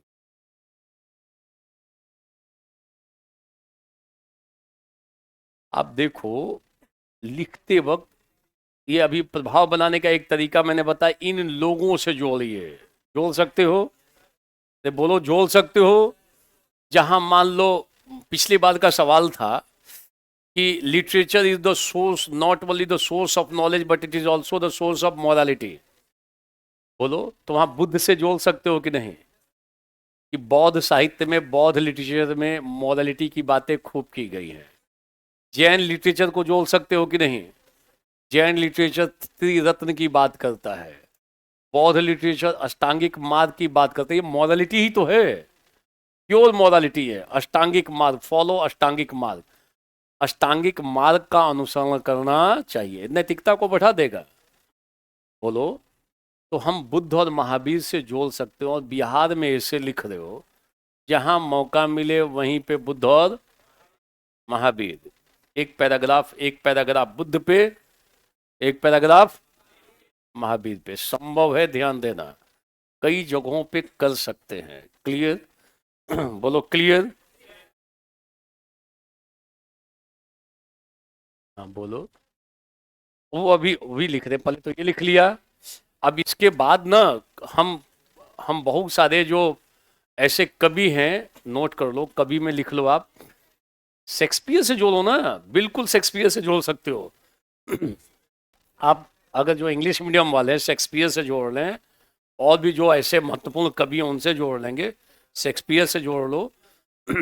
नोट कर लो, मैथिली शरण गुप्त से जोड़ोगे, नोट कर लो, मैथिली शरण गुप्त, रामधारी सिंह दिनकर, इनके बहुत अच्छे अच्छे स्टेटमेंट्स हैं, कविताएं हैं, छोटी छोटी कविताएं। रामधारी सिंह दिनकर, निराला, सूर्यकांत त्रिपाठी निराला, कबीर, कुछ जगहों पे तुलसीदास से भी जोड़ सकते हो, कबीर, तुलसीदास,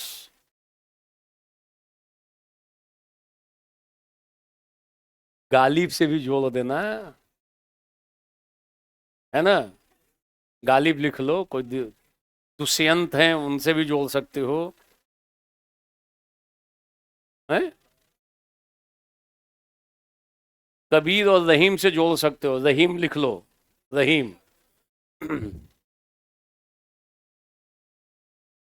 देखो, नकारात्मक लिखने के बाद सकारात्मक पक्का लिखेंगे, नकार में लिख के नहीं छोड़ना है, कभी भी केवल नकारात्मक लिख के बंद नहीं करना है, सकारात्मक आना चाहिए।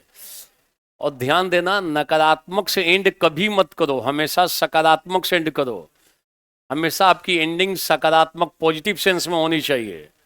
अपने ग्रंथों में कहा गया है अस्तो माँ सदगमय, पहले निगेटिव आता है बाद में पॉजिटिव आता है। तमसो माँ ज्योतिर्गमय, पहले निगेटिव है बाद में पॉजिटिव आता है। ये स्वर्णो, ऐसे कथन भी दर्शाते हैं कि निगेटिव को खत्म करके पॉजिटिव को लाओ। ये सुनो, बोलो ये नो, हमें असत्य से सत्य की ओर ले चलो। ऐसा नहीं है कि सीधे सत्य की ओर ले चलो, असत्य से पहले निगेटिव बाद में।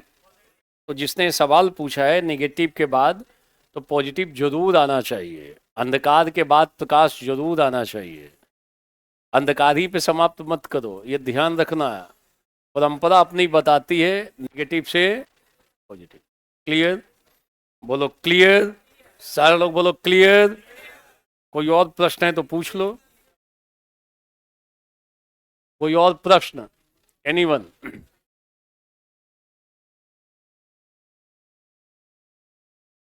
अब पूरे विचार को मत चले जाओ, छोटा छोटा पैरा, कई सारी चीजें तो मैंने बुकलेट में दे रखे हैं, तो मिल जाएगा। हाँ, गीता को कोट कर देंगे ना, जहां इसमें गीता भी लिख लेना, जहां जरूरत होगी गीता भी लिखेंगे। ध्यान देना, गीता पे पॉसिबिलिटी है। जैसे मान लो अगर सवाल मिल गया कर्म करो फल की चिंता, तो गीता आएगा ही आएगा, गीता लिखेंगे ही लिखेंगे। क्लियर? तो हम गीता को भी देख लेंगे। और कोई प्रश्न है तो पूछ सकते हो, एनीवन? कोई जिज्ञासा हो किसी की? क्लियर?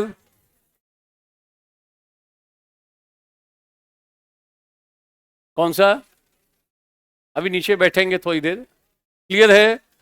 तो शेष पक्षों को हम लोग कल देखेंगे अब। Thank you.